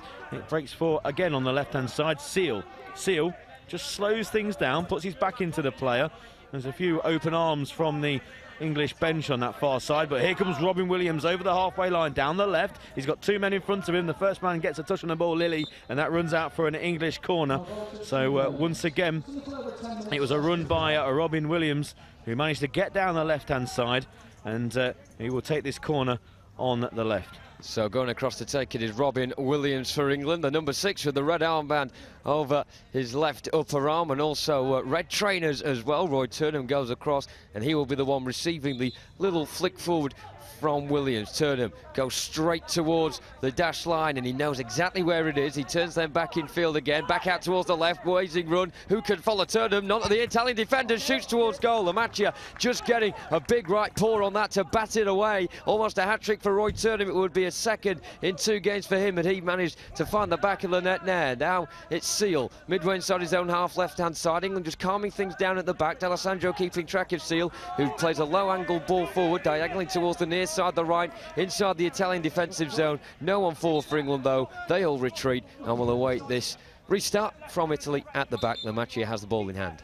Yeah, they've got 10 minutes to go, have Italy to try and get back into this game. I don't think they will, though. England leading by 5, and here comes Turnham once again over the halfway line, straight down the centre, past the Italian defence, shoots straight at the goalkeeper. The goalkeeper does well to parry it out. There's so much power on the shot that it's parried out by the keeper to the halfway line, to D'Alessandro, inside the English half, on the right-hand side, squares it, but straight to Turnham. Turnham can now go again. He's got 2 men in front of him, beats the first one, beats the second, he's into the area on the left, he just drifts out wide and loses possession, and it will be a goal kick to Italy. But the pace there by Roy Turnham, the Italian defence could not live with it, and then on the second opportunity they put so high up the field that once he got past the last player, he was still about 20 yards from the goal. Anyway, round of substitutions here. Off goes Turnham, and on for England will come the English number 10, Nathan Edge. So Nathan Edge onto the field with his bright yellow boots, and he goes straight onto the edge of his own D. He's going to patrol things now. Long throw out by the goalkeeper, and somehow that bounces inside his own half by a foot. D'Alessandro on the edge of the D shoots wide. Didn't get a good contact on that shot, and well, Dan James will have an opportunity to do exactly the same. I don't think he's going to throw it as high or as extravagant. No, it was a strange bit of a release of anger there, really, by the goalkeeper, but Dan James just rolls it gently out of his D. It's with Williams inside the centre circle. Good tackle by his fellow number 6, Nicola Mauro, who goes into the opposition D and can't get a shot on goal. Again, it just runs out before he could get a clean strike, and that seems to be the story of the Italian attack so far. Overarm throw by James down the left, just too much on that for Harris, and that runs out of play for an Italian goal kick. So just looking at the team fouls, Italy have 3 and England have 2. Good tackle in the midfield by Robin Williams. Player goes to the ground for Italy. No free kick given. Williams goes down the left, beats his first man into the D and then into the goalkeeping square. So the goalkeeper picks up at the feet of Williams. Good play by both the keeper and by Williams by stopping. Sometimes if they do follow through, it can be very, very dangerous for the goalkeeper. Long throw out is poor. Goes down the Italian left, and it's Seal's job just to walk out with the ball, and it goes out for a goal kick to England. So with just over 8.5 minutes to go, England leading by 5 goals to 0. Ball downfield is poor, and that will be a goal kick. And I'll be talking to the English lads on the field of play after the game, and just thinking what I'm going to ask them. And the first question is going to be, well, it's easy, this European football malarkey, isn't it? 3 wins from 3. And it could be a big margin here. 5-0 already. Could be more, because here comes Williams over halfway, being brought to ground by Nicola Mauro. And that will be the Italians' fourth team foul.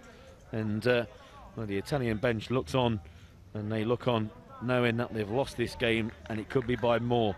And especially if the team fouls continue to increase. England have got better and better since that 5th goal. I said it was hard work. Yes, 5 goals. No mean feat at all, especially at international level. But it wasn't as simple, it seemed, as the game against France yesterday. Now Italy have completely lost their way. Their manager, we just saw on the screen a moment ago, Rossano Mastrodomenico, he had his head in his hands for a moment because he was so just desolate, I think, at what had been going on with his Italian defence. Robin Williams running rings around them at the moment. Not once, not twice, but 3 times. Going down the left-hand channel. A deflection takes it towards the byline. He comes in from the left kickboard. Just in his way there was D'Alessandro.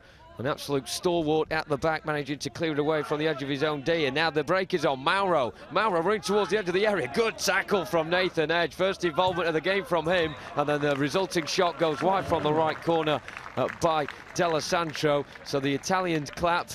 Nathan Edge maybe just shaking off his first bruise of the match.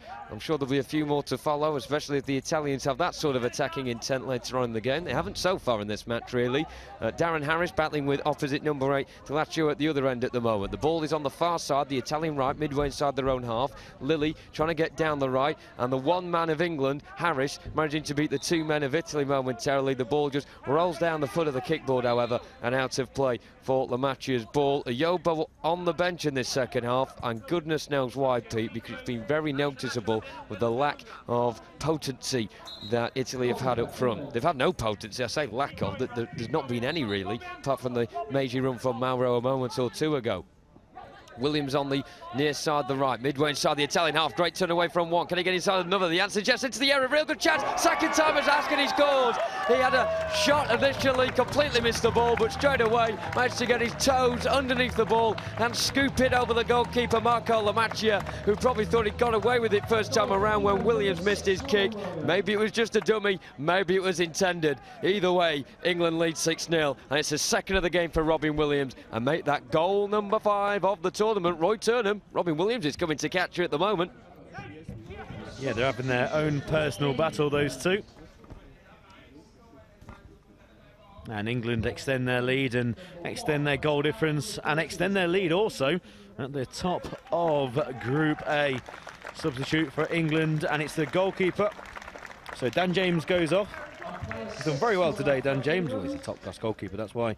And on comes Dylan Malpass, just for a little bit more, not really confidence, but just a bit of game time, really. You never know what could happen in the latter stages. Off comes Robin Williams, and he hands over the armband to number 9, Roy Turnham, who again enters the field of play. That's not what the Italians wanted, absolutely whatever. Proud moment for Roy Turnham, wearing the captain's armband on his left upper arm. And his mum tells me he's more of a midfielder than a striker. The number 9 on his back, quite misleading. Well, I think the goals he scored in these championships has been as well.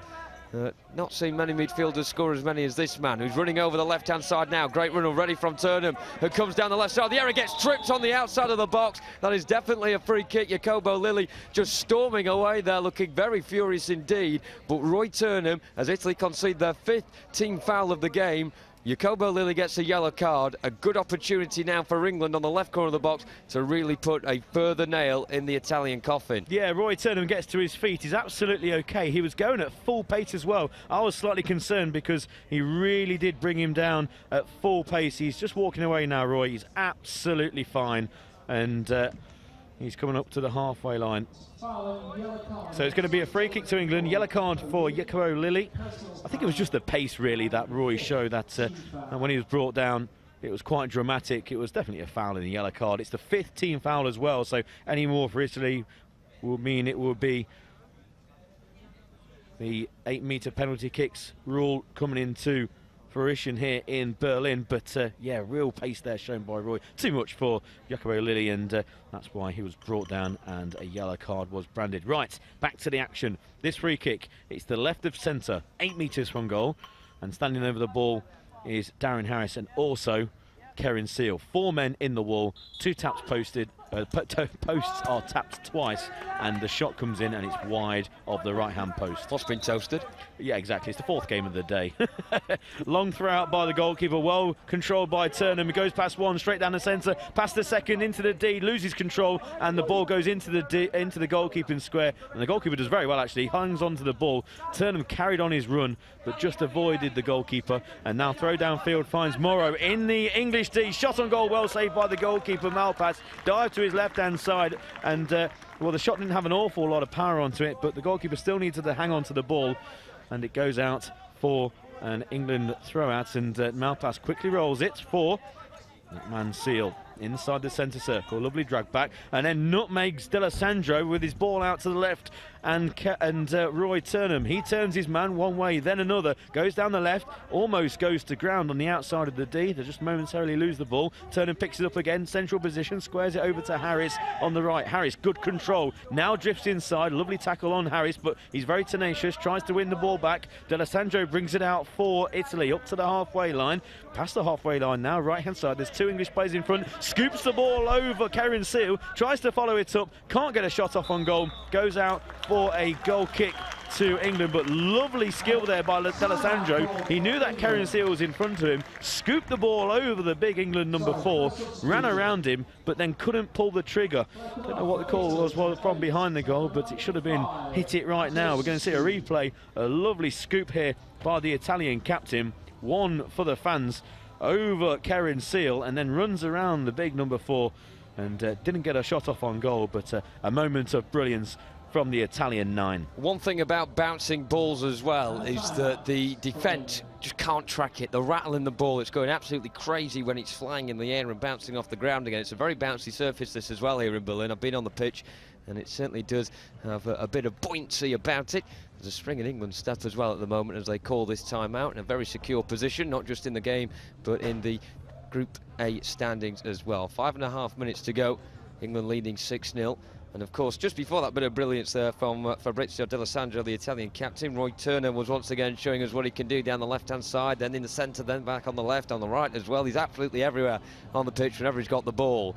And if you are going to interview him after the game, Pete, please just check, has he got Velcro on his shoes? Because the ball just sticks to him like glue. Absolutely incredible stuff from him.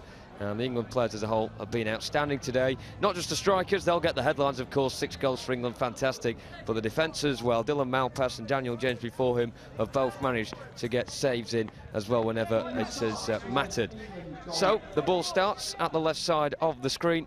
And England will throw it from the back. I think a change has been made from Italy as well. Coming onto the pitch is Massimo Dell'Accio. And leaving the field is Nicola.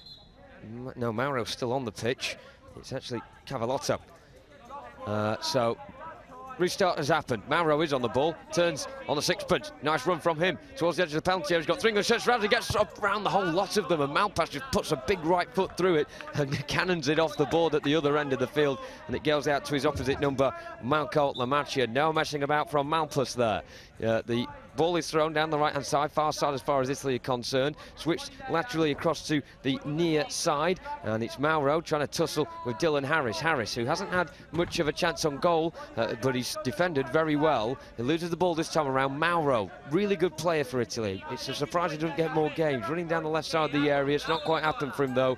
It comes off an England shirt last. One referee ran away, the other one didn't. And the one that ran away said, goal kick, mate. And it will be England's ball at the back. And that is why we've got the 2 officials, of course. Malpass pulling out towards the left-hand side. Nice left-footed forward by Harris, searching for Nathan Edge, who lost track of it there. Edge was on the left side. The ball was going down the centre.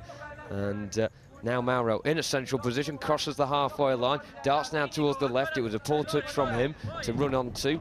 Harris goes down with Mauro. They're both back up together because they're both stuck to each other at the moment, hugging one another as they tussle for possession. The possession is won by England, though, and out of play it goes for Dylan Malpass to just gently bowl out towards the left-hand side. Midway inside his own half is Karen Seal. Seal, the number 4.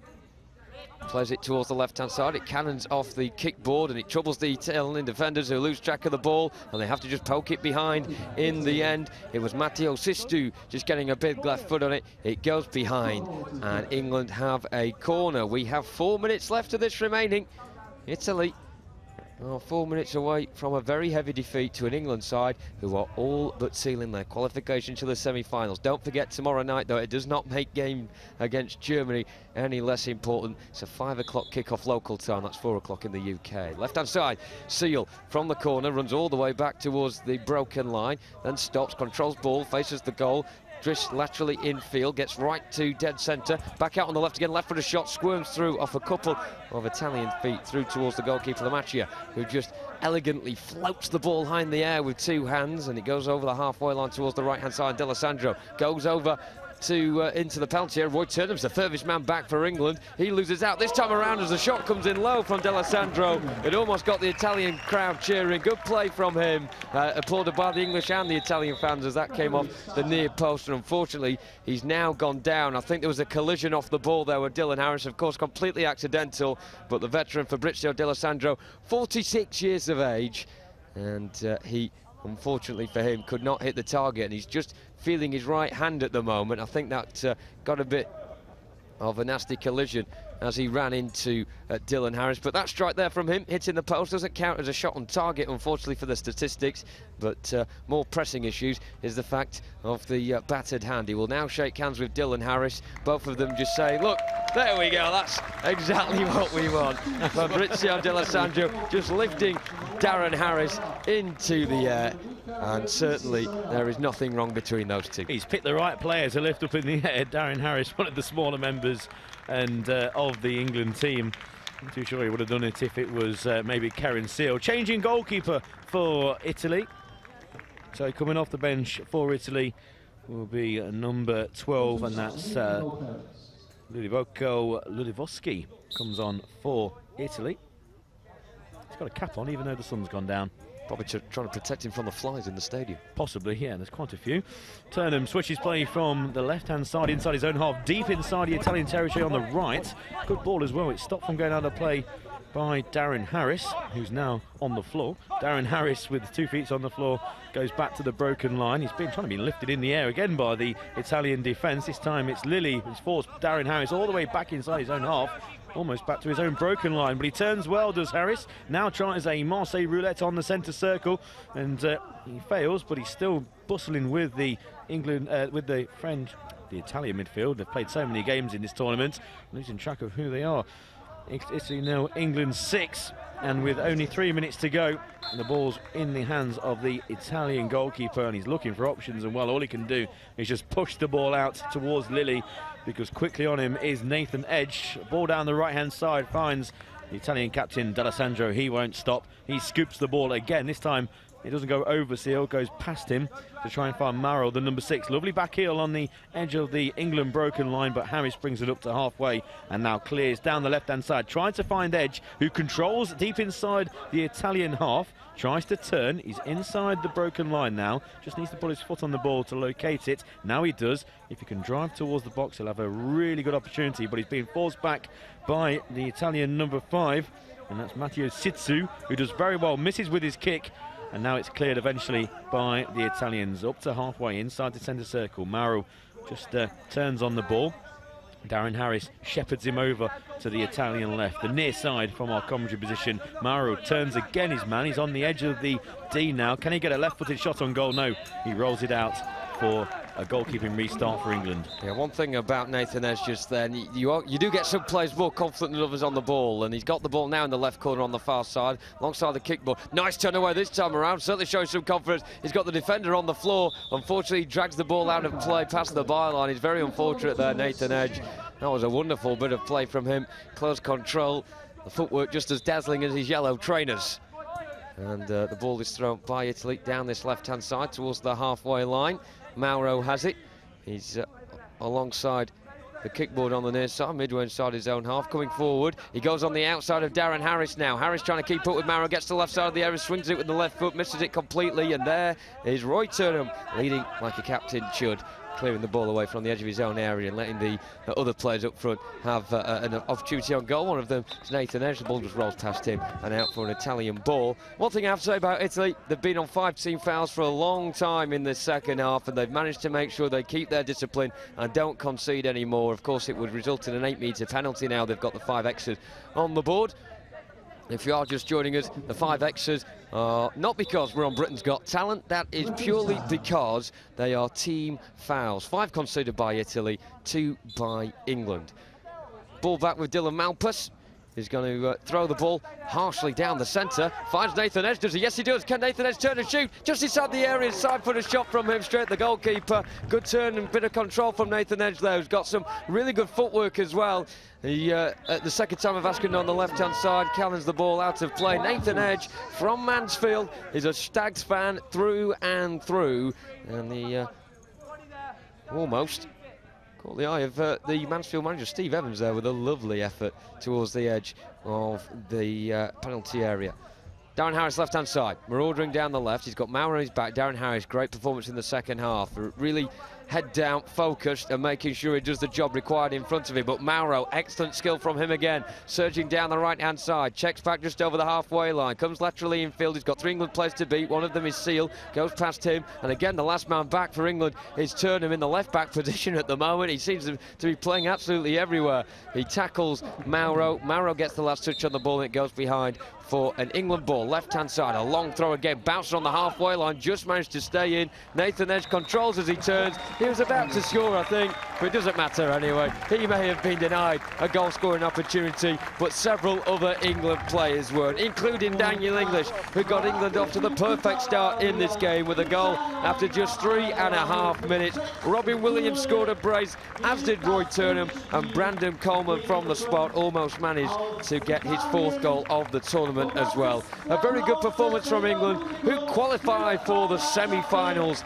of the Blind Football European Championships 2017 in Berlin. Congratulations to the 3 Lions, but the hard work is still to be done. Another lift in the air from Fabrizio D'Alessandro as he lifts not only Darren Harris, but he also lifts that tall man on your screen there, Daniel James. A great achievement, probably as great as England's qualification for the semi-finals. The dominant display for England wasn't going all their own way in the first period. Some very tight, tussling, battling performances from the Italians, who I think got a bit fatigued due to their demanding schedule towards the end of the match. England are fit and showed exactly why they have the credentials to be European champions here in Berlin. They come out on top after winning 6-0 against Romania, 7-0 against France, make it another thumping scoreline for the 3 Lions and John Pugh's men, winning the game by 6-0.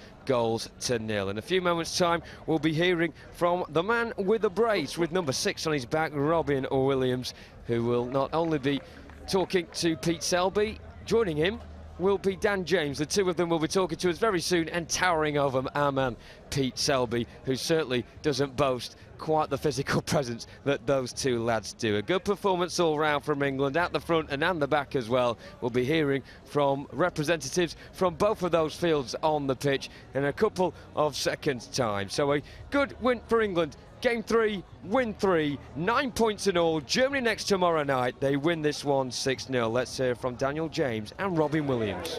England goalkeeper Dan James and number 6 Robin Williams. Another few goals for Robin. Another England wonderful performance. Are England peaking at the right time? Well, it's still a long way to go for us. We're coming into form, but just going to take it one game at a time, that old cliche. So got another game tomorrow against Germany. It's always a tough opponent, and a lot of quality on their side as well, so we're not taking anything for granted at the minute. Robin, if England top Group A, with Russia looking to top Group B, it's possibly Spain or Turkey in the semi-finals. I know you're going to answer it's whichever we play, we'll take them on. But if you could choose one of those 2 teams, which one would it be?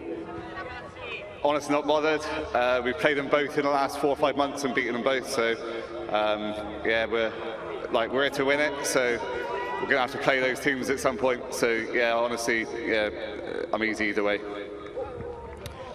Robin, looking forward to tomorrow's game with Germany. It never needs any more hype, but England versus Germany in front of a partisan home crowd. It's going to be a cracking game to be part of.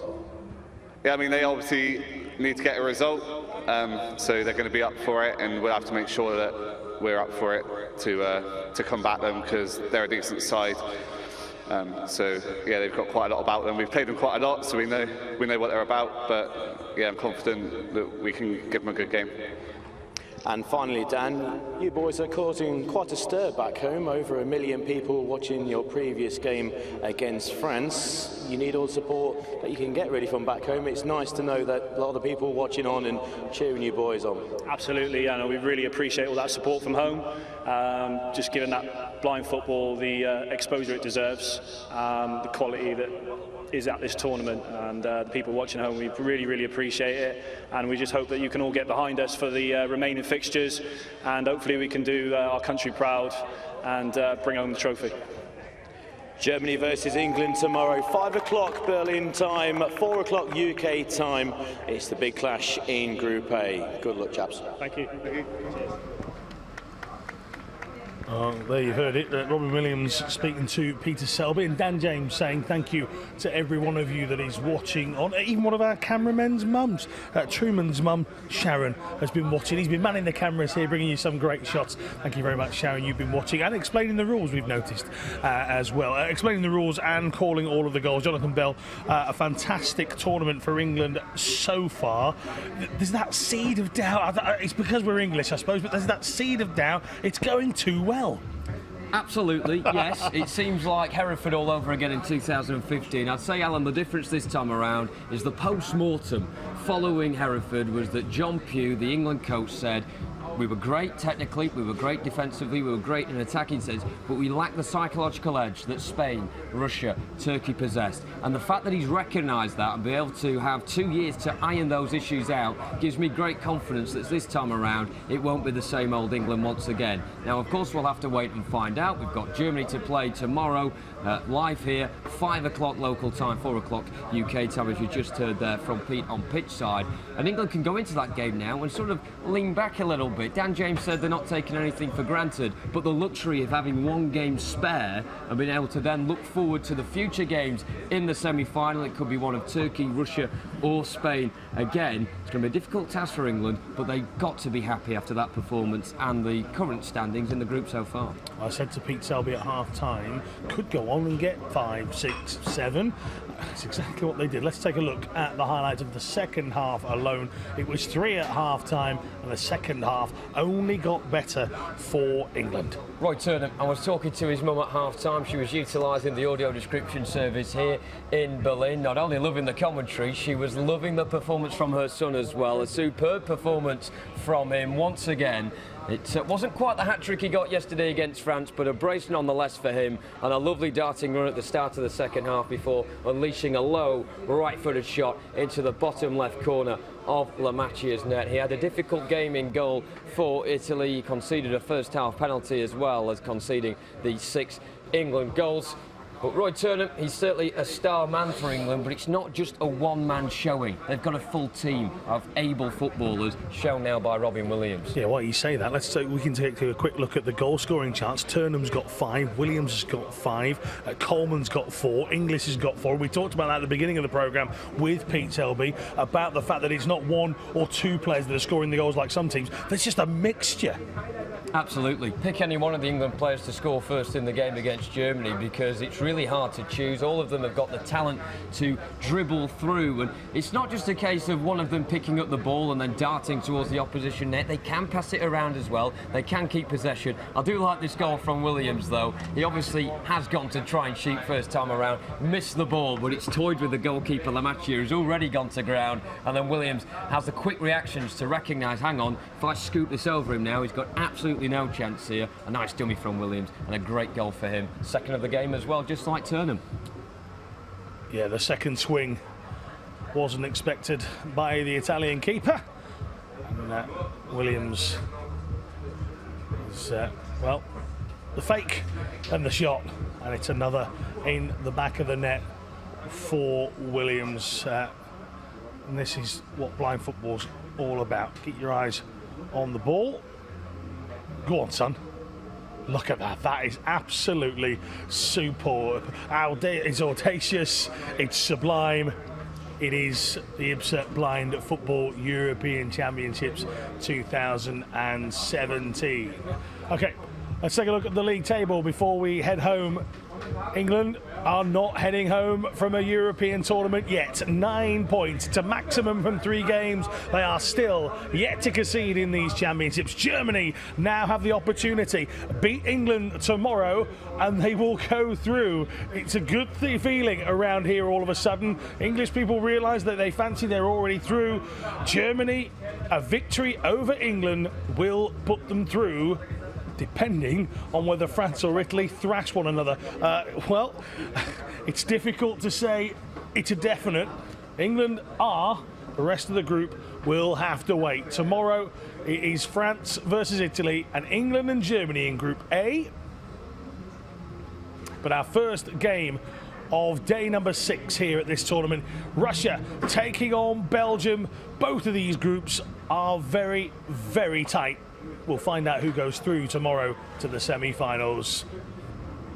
Thank you very much for tuning in. Well over 1 million people have been watching the coverage here of the IBSA Blind Football European Championships 2017. From Jonathan Bell and myself, Alan March, and all the team here in Berlin. Good night.